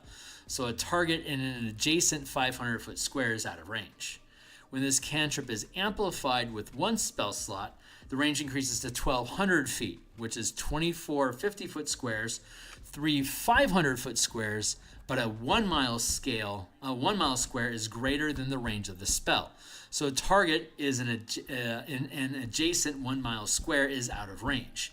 When this cantrip is amplified with two levels of spell slots, the range increases to 12,000 feet, which is 24 500-foot squares, 3 1 mile squares, but a 10 mile square is greater than the range of the spell. So a target in an adjacent 10 mile square is out of range. Targets must be within spell range and visible either directly or detected through an orrery. Spells with a range of touch or self can include the ship the caster occupies, 1 spell slot for a craft, and 2 levels of spell slots for a vessel. Okay, so this paragraph here is a little wonky. It explains it well in the examples, so thank God I have examples, but I feel like I can do better. So let's try to do better. When increasing the scale,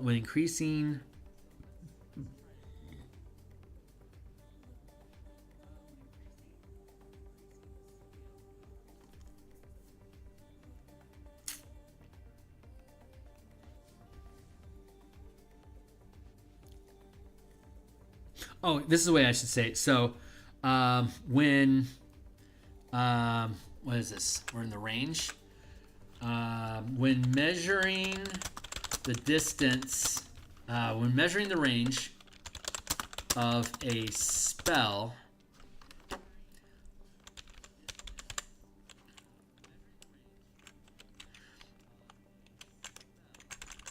at larger scale maps,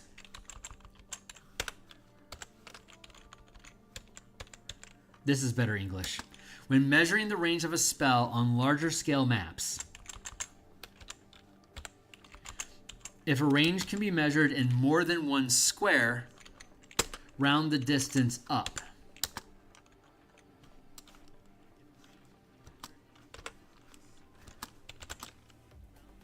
To the round the distance up. If the square, if one square is greater than the range of the spell,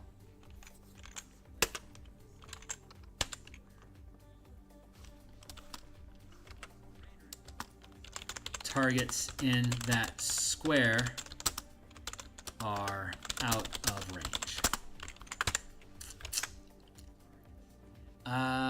Let's see.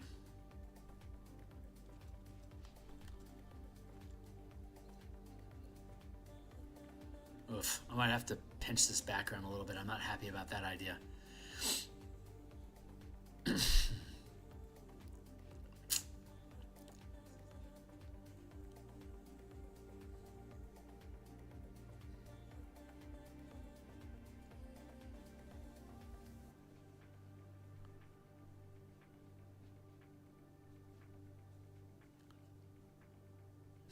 Okay, so let's see.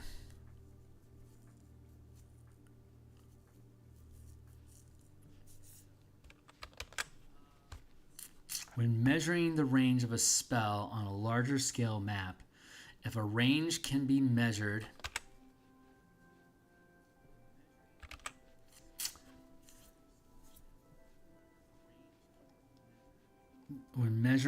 when determining the range of a spell,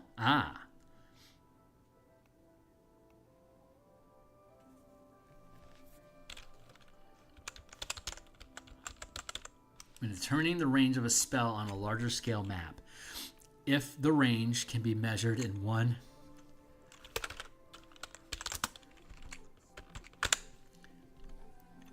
if the range can be measured in more than one square, round the distance up to the next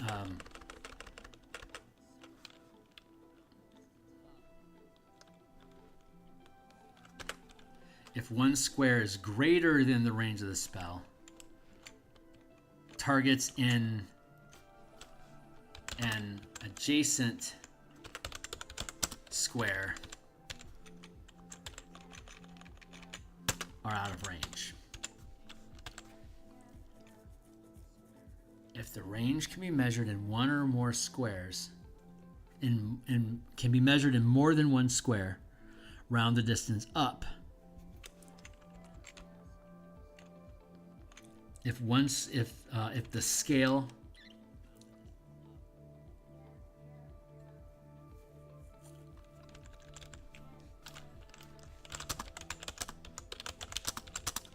if the map scale is greater than the range of the spell,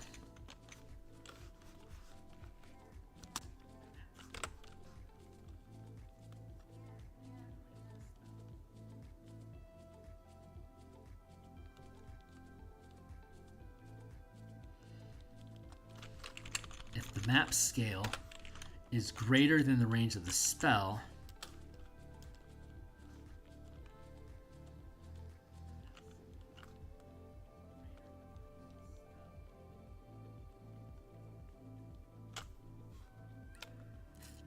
is measured in more than one square, round the distance up. If the map scale is greater than the range of the spell, adjacent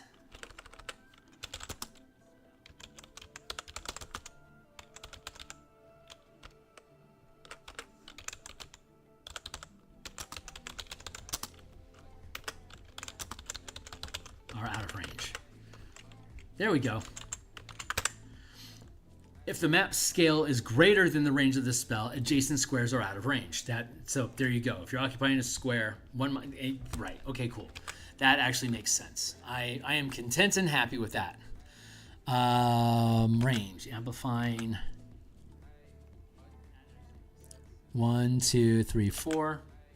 1, 2, 3, 4. 5.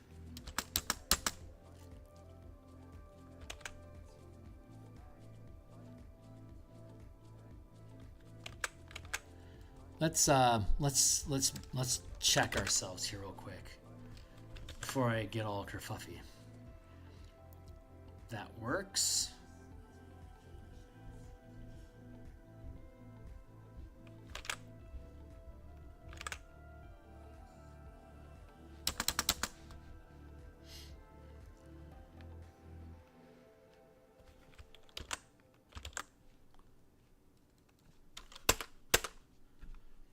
Amplifying a spell with one additional spell slot.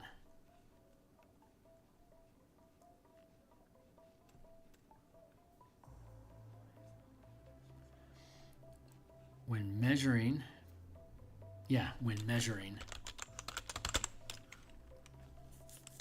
amplifying a spell with one additional spell slot increases the range to the 50-foot scale, and 2 spell slots increases the range to the 500-foot scale.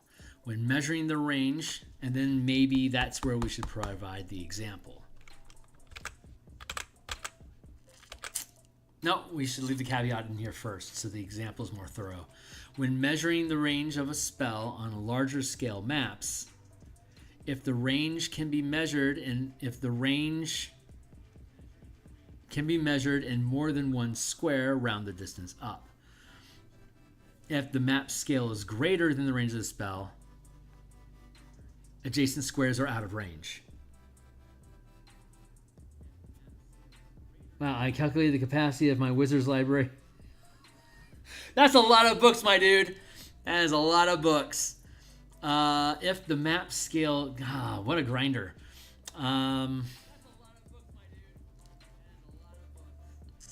Amplifying a spell with one additional spell slot increases the range to the 50-foot scale, and 2 spell slots increases the range to the 500-foot scale. When measuring the range of a spell on... When measuring the range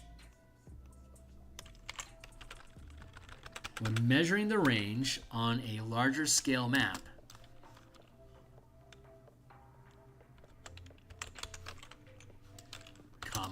if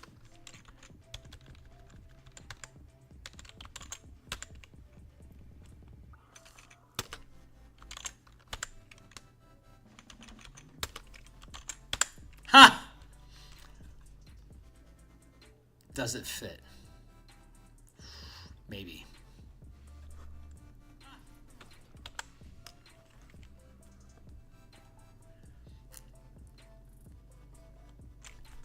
Would that fit?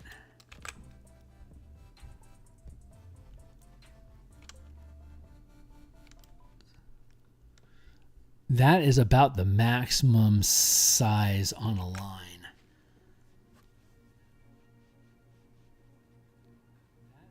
If, when increasing the map scale, if the range can be measured in more than one square, round the distance, round the number of squares up.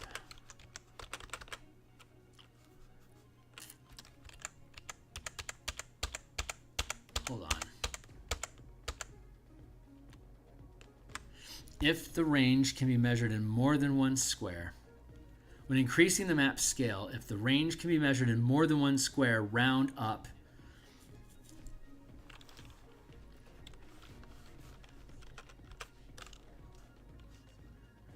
round the distance up. If one square is greater than the range of the spell, the target is out of range. 1, 2, 3, 4.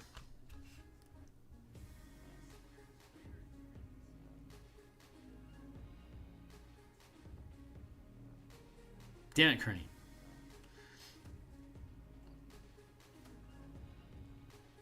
I did it wrong. Let's erase that. Increasing the map scale, if the range can be measured in more than one square, round the distance up. If one square is greater than the range of the spell, the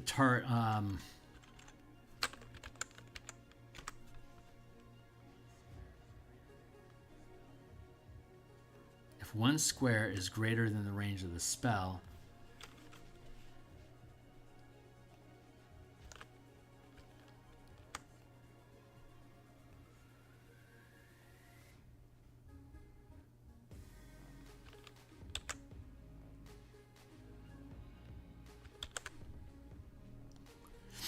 there we go. Maybe this works. Let's find out. Amplifying a spell with one additional spell slot increases the range of the increases the range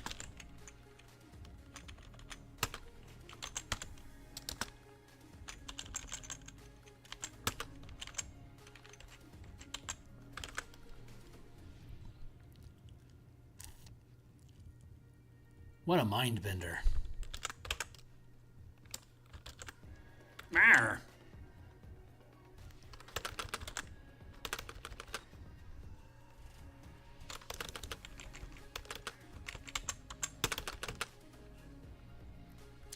Okay, 1, 2, 3.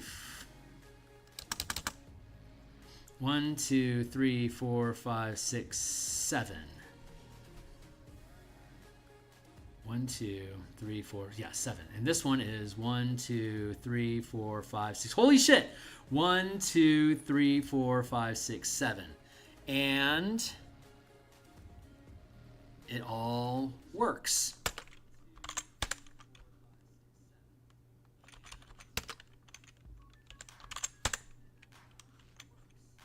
Nice. We actually did it. 1, 2, 3, 4, 5, 6, 7. 1, 2, 3. Great. Better sentence. Still fits in the space. Don't have to modify the illustration. That is success. And the example made sense, and I think the context is better now. That still stands. That still stands. Those are all good. Okay, now we're moving on to the next page. And we've got 2 more pages to go, and then we'll be done. Taking a little bit longer than I wanted to, but it's worth it. So, area of effect. Amplifying a spell with 1 additional spell slot increases the range to the 50-foot scale, and 2 spell slots increases the range, increases the area. God damn, Kearney, your slop is horrible. Oh, come on. Stop with the fucking buttons. There's Adobe PDF Reader has like way too fucking many buttons and functions now. I need to find a new default. So this is page 49, 49L. Page 49L. Amplifying a spell with 1 spell slot increases the area to the 50-foot scale, and 2 spells increases the area to the 500-foot scale. For example, a spell with an area that is 5 feet wide, 60-foot line, 12 5-foot squares. For example, a spell with an area that is 5 feet wide and an area that is 5 feet wide, 60 feet long line. That is amplified with 1 spell slot, increases the area to affect all targets in a 50-foot wide, 600-foot long line.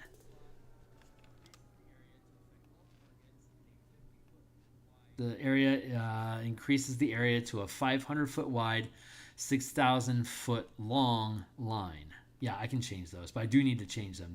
That English could be better. That's why we're doing this.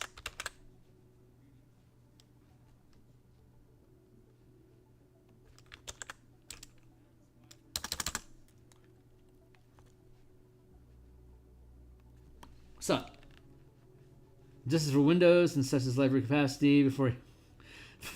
Right on, man. For example, a spell with an area that is 5 feet wide, 60-foot long line that is amplified with 1 spell slot, increases the area to affect all targets in a 50-foot wide, 600-foot long line.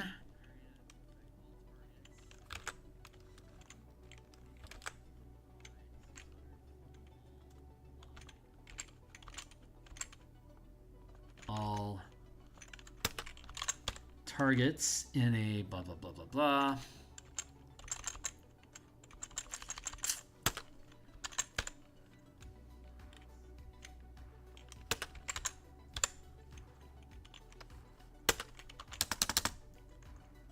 For example, a spell with an area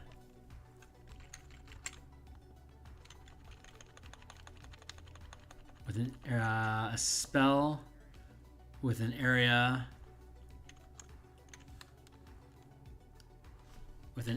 of effect 5 feet wide, 60 feet long. Is this fitting in the space?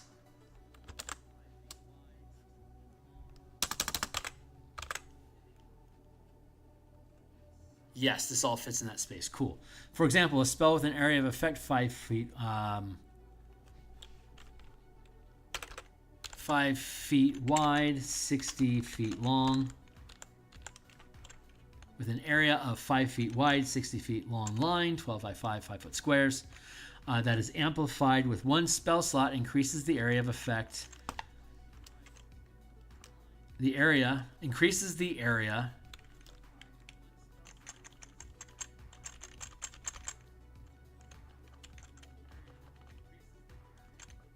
to affect all targets in a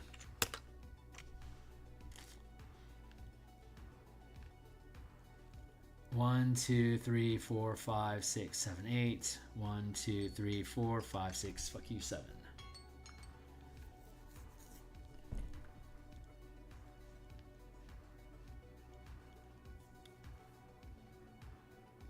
Increases the area to a 50-foot wide, 600-foot long line. Amplifying the spell with 2 spell slots increases the area to a 500-foot wide, 6,000-foot long line.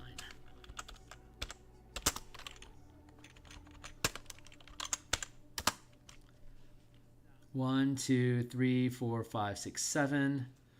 1, 2, 3, 4, 5, 6, 7. Very good.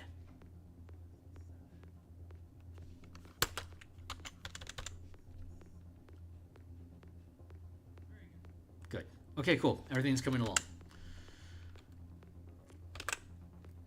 Spells that require a surface can't be cast unless there's a surface to cast upon. The space occupied by each object within the area is targeted along its current gravity plane when determining which direction the effect is oriented, but the space between objects is not. For example, the Entangle spell must be cast on the ground, including either the top deck or the underside of a ship. In the illustration to the right, an Entangle spell amplified with a second level spell slot has a range of 9,000 feet and affects a 2,000-foot area. If the only object in the area is the Starmoth ship, 1, the ship itself is not affected. Rather, any creature within the 200-foot space 4x4 at the 50-foot scale occupied by the vessel is. If another ship subsequently enters the initial 2,000-foot space, number 2, it isn't affected by the spell unless it enters the space of the Starmoth, point 3. Objects flying above a targeted surface can be affected while occupying the same space as the targeted area. A spell cast normally affects objects within 5 feet above the targeted surface. A spell amplified with a first level spell slot affects objects within 50 feet above the targeted surface if the surface area is also 50 or more feet in size.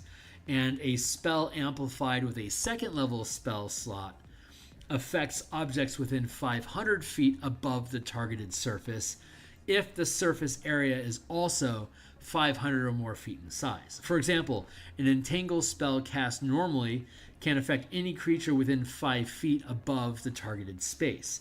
If the spell is amplified with a second level spell slot to target an area on the surface of a 1-mile diameter asteroid, anything within 500 feet above the 2,000-foot area is affected. If the Entangled spell amplified with a second level spell slot instead targets the top deck of a 200-foot Starmoth vessel, as in Area 1 over there, the ship occupies a space smaller than 500 feet, so the spell will only affect objects within 50 feet above the top decks. Again, super specific, very precise caveats and nuances, but you need to have that depth of rules to exist so that the DM can make a ruling about how things are impacted in the game when you're dealing with these large scales. Single target effects. While spells can deal damage to ships, other effects that normally target one creature affect the ship first, the pilot second, And if there is no pilot, then a random creature focusing on an orrery or eldritch cannon aboard the ship is targeted, or the spell has no effect. For example, an invisibility spell amplified to target a ship will affect the ship and all aboard. A slow spell reduces the speed of the ship to half, and the pilot must choose between actions or bonus actions if the saving throw fails. If there currently is no pilot, the DM can choose anyone focusing on a spell amplifier instead. And then self-targeting effects. Amplified spells with a range of self can target the caster or the ship of the spell amplifier used to cast the spell it is attached to.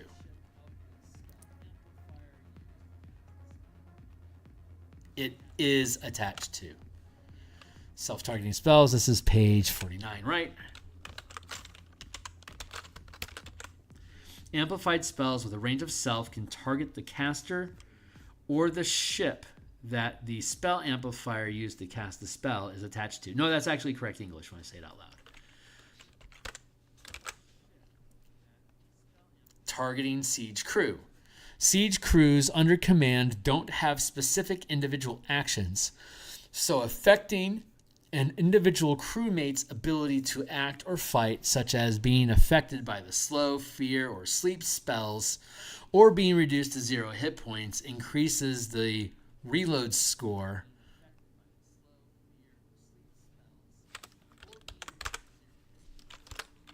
page 49R increases the reload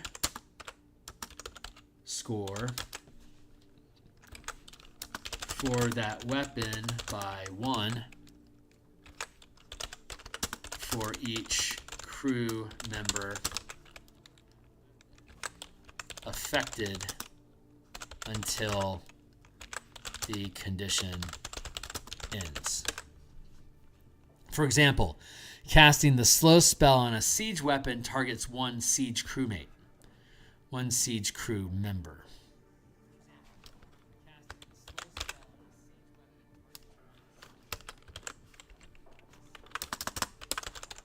For example, targeting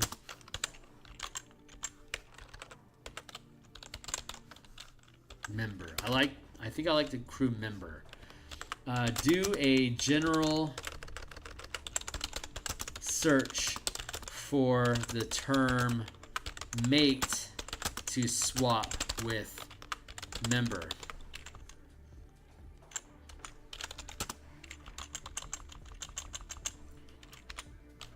To replace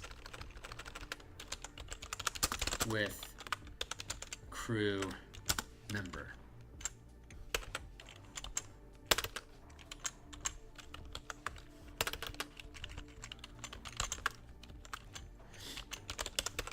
There. I think I like that language, crew member, better than crewmate.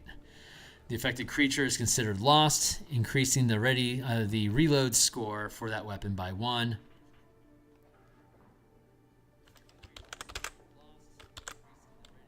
I don't know why I have ready score. The reload score. The commander can make saving throws for crew if the bonus is higher than that. If your bonus is higher, the commander can make a saving throw for the crew if your bonus is higher than that of the affected crew.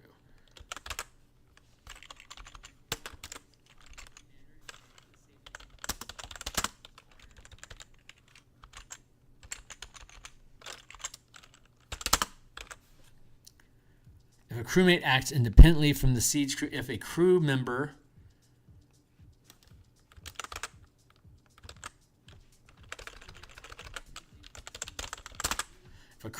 acts independently from the siege crew, it can be targeted individually and make saving throws using its own modifiers as normal. Siege crews under command don't have specific individual actions, so affecting an individual crewmate's abilities to act or fight, such as being affected by the slow fear spell, redoing a reduced ready score. Okay, yep, that's all good. And last page for today, duration. An amplified spell that requires concentration also requires maintaining focus on a spell amplifier. Losing focus ends the spell, similar to losing concentration. Hey, we have a sidebar. Amplifying monster spell casting. Monsters that can cast spells or have similar abilities but no spell slots can amplify spells as a rechargeable ability. After amplifying an ability, it cannot be used again until it has recharged. At the beginning of the monster's turn, roll a d6 and add the monster's rank. If the result meets or exceeds the recharged target number, the ability can be used again. When a monster amplifies an ability to the 50-foot scale, the target number is 5. When a monster amplifies an ability to the 500-foot scale, the target number is 6. For example, a Beholder is a 4th rank monster. When it uses an Eldritch Cannon, as detailed in the Weapons and Crews section above, to amplify a slow ray to the 500-foot scale at the beginning of its turn, roll a d6 plus 4. If the result is 6 or more, the Beholder can use the slow ray again. Otherwise, it can attempt to recharge again next turn. Yeah, Beholder is highly likely to be able to recharge, but Beholders are just dangerous, so deal with it. Damage. Amplified spells deal normal damage. For example, amplifying a fireball to the 50-foot scale can target a location up to 1,500 feet away, affecting all creatures in a 200-foot radius. The spell deals 8d6 fire damage, or half as much on a successful save. This affects any siege weapons, ships, and other types of creatures without total cover in the area. Many ships provide total cover for crew under deck, though siege crews and other creatures on deck must all roll a saving throw as well. See the ship roll section above for additional details about pilots and commanders taking area damage for ships, siege weapons, squadrons, and crew. Weapon attack damage. Spells and class features that add damage rolls to a weapon attack can be cast on siege and mounted weapons, but not squadrons. Can be used with. Page 50R.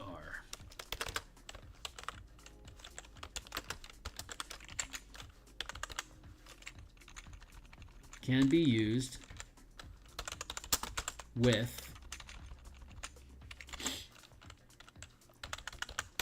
Cool. Siege and mounted weapons deal additional damage as normal without amplifying the spell or effect. For example, a paladin that hits with a siege or mounted melee weapon attack can use a first level spell slot to deal an additional 2d8 radiant damage. Amplifying a spell with one spell slot can affect targets up to 50 feet in size. For example, a paladin making an attack with a ship melee weapon that casts Banishing Smite with a first level spell slot, amplified with a first level spell slot.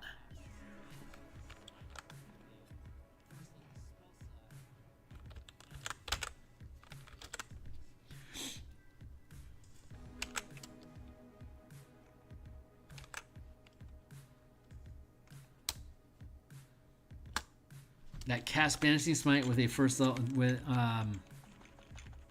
that casts Banishing Smite amplified with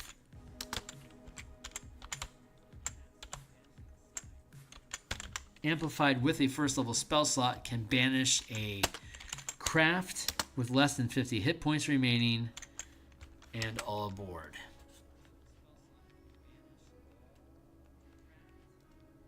I better grab that whole thing.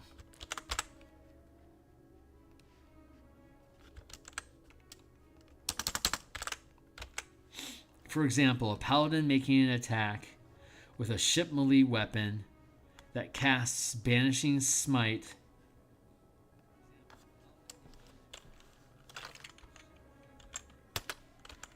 amplified with a first level spell slot can banish a craft with less than 50 hit points remaining.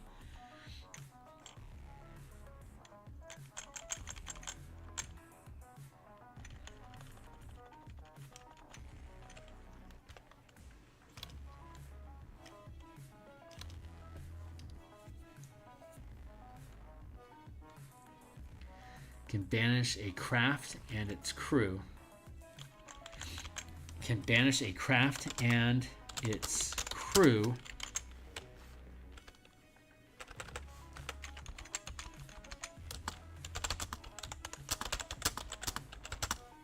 with less than 50 hit points and its crew, period.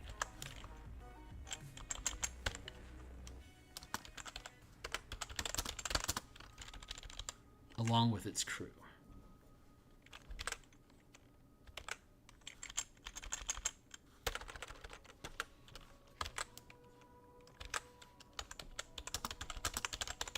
Yeah, we'll use that and all aboard.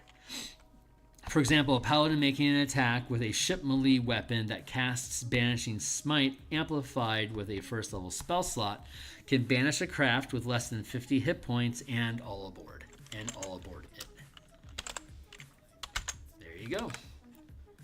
Amplifying a spell with 2 spell slots can affect a target up to 500 feet in size. For example, a paladin making an attack with a ship melee weapon that casts Banishing Smite with a second level spell slot can banish a vessel with less than 50 hit points remaining and all aboard. Movement. Spells that increase the movement speed of the target affects the number of squares that can be moved during combat, but doesn't affect the maximum speed while traveling between worlds outside of combat. Similarly, spells that decrease the movement speed of the target affects the number of squares that can be moved during combat rounded down. For example, targeting a ship with a slow spell reduces the movement of the ship from 5 to 2 squares, while in combat if the saving throw fails. And now we're on notable spells, and that's where I'm going to stop for the day. God, this was a rough day, man. We found some stupid math errors again, and we had to really word salad our way through some of this descriptive stuff to make these amplified spells, I think, sound a little bit easier to explain. It took a while for us to get there, but we got there. So, increase the reload score by money. There we go. Okay, cool.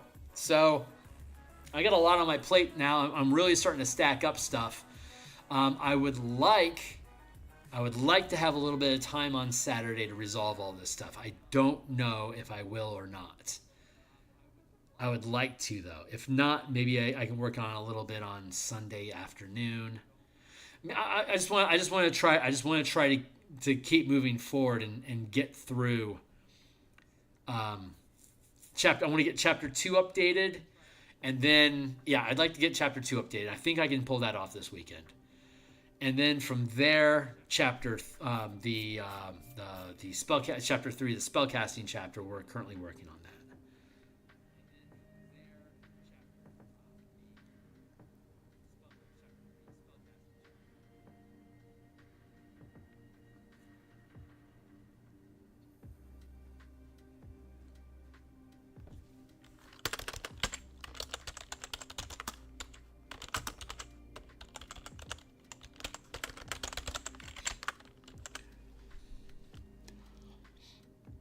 All right, guys, that's it for the day.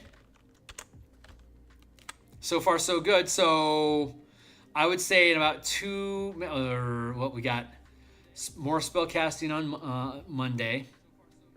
And then we'll start on exploration on Thursday and then probably finish on the following Monday. Let's look at a calendar. So Monday the 1st, we'll finish spell casting. We'll get started on exploration on Thursday. We'll finish exploration on Monday the 13th. We'll then get into hazards. Maybe we'll be in exploration still on the 16th. Let's risk that. We'll then get into hazards on the 20th and probably finish it on the 23rd. That'll take us to Wildstorm systems. Wildstorms is a hazard. So this would take us to system generators. And I don't think the monster stat blocks are going to change as a result of this, but they might. So let's give ourselves an extra 2 days for that. And I've already checked Light of Xeraxis. Nothing needs to change for the mechanics and the numbers. Those are actually all done correctly. So the sample campaign for Light of Xeraxis, that all still works. So I could theoretically have this resolved and published and then republished using 2024 mechanics. Outside chance, probably Thursday the 6th of November is when I anticipate having this done. That's still a number of weeks away over a number of chapters, but I don't mind taking the time to do this. I like looking at the document and talking about it. I like meddling my way through these mechanics. I need to learn how to do it because we're going to do similar stuff for the color mana system, and this is really helping prep us for the Spelljammer Subclasses book that we're going to also publish on the DMsGuild and bundle with this book. So it'll probably be like $6 to buy the subclasses, but if you bundle it with this book, I'll probably drop the cost. To $3 instead. So like you could buy the book for $20 and the subclasses for $6, or you could buy them both for like $21. And then I'm going to toss in the asteroid hazards packet. I have a packet of like 120 different asteroid illustrations that fit on maps that I want to include as well. I'll probably make that probably like $4 for all those asteroids, but then bundle it down to $1. So you could spend $30 on all three of those things separately, or you could spend $22 and get them all together as a bundle. That's the idea. And then when Monsters and Machines publishes, which will probably be mid-year next year, I want to do some playtesting with it and just iron out all the details. That'll probably be $7 or $8, and then we'll be able to drop the cost of that to $3. So instead of spending $38 separately on all the books, you can combine the costs all together for like $25. So 25 out of 38.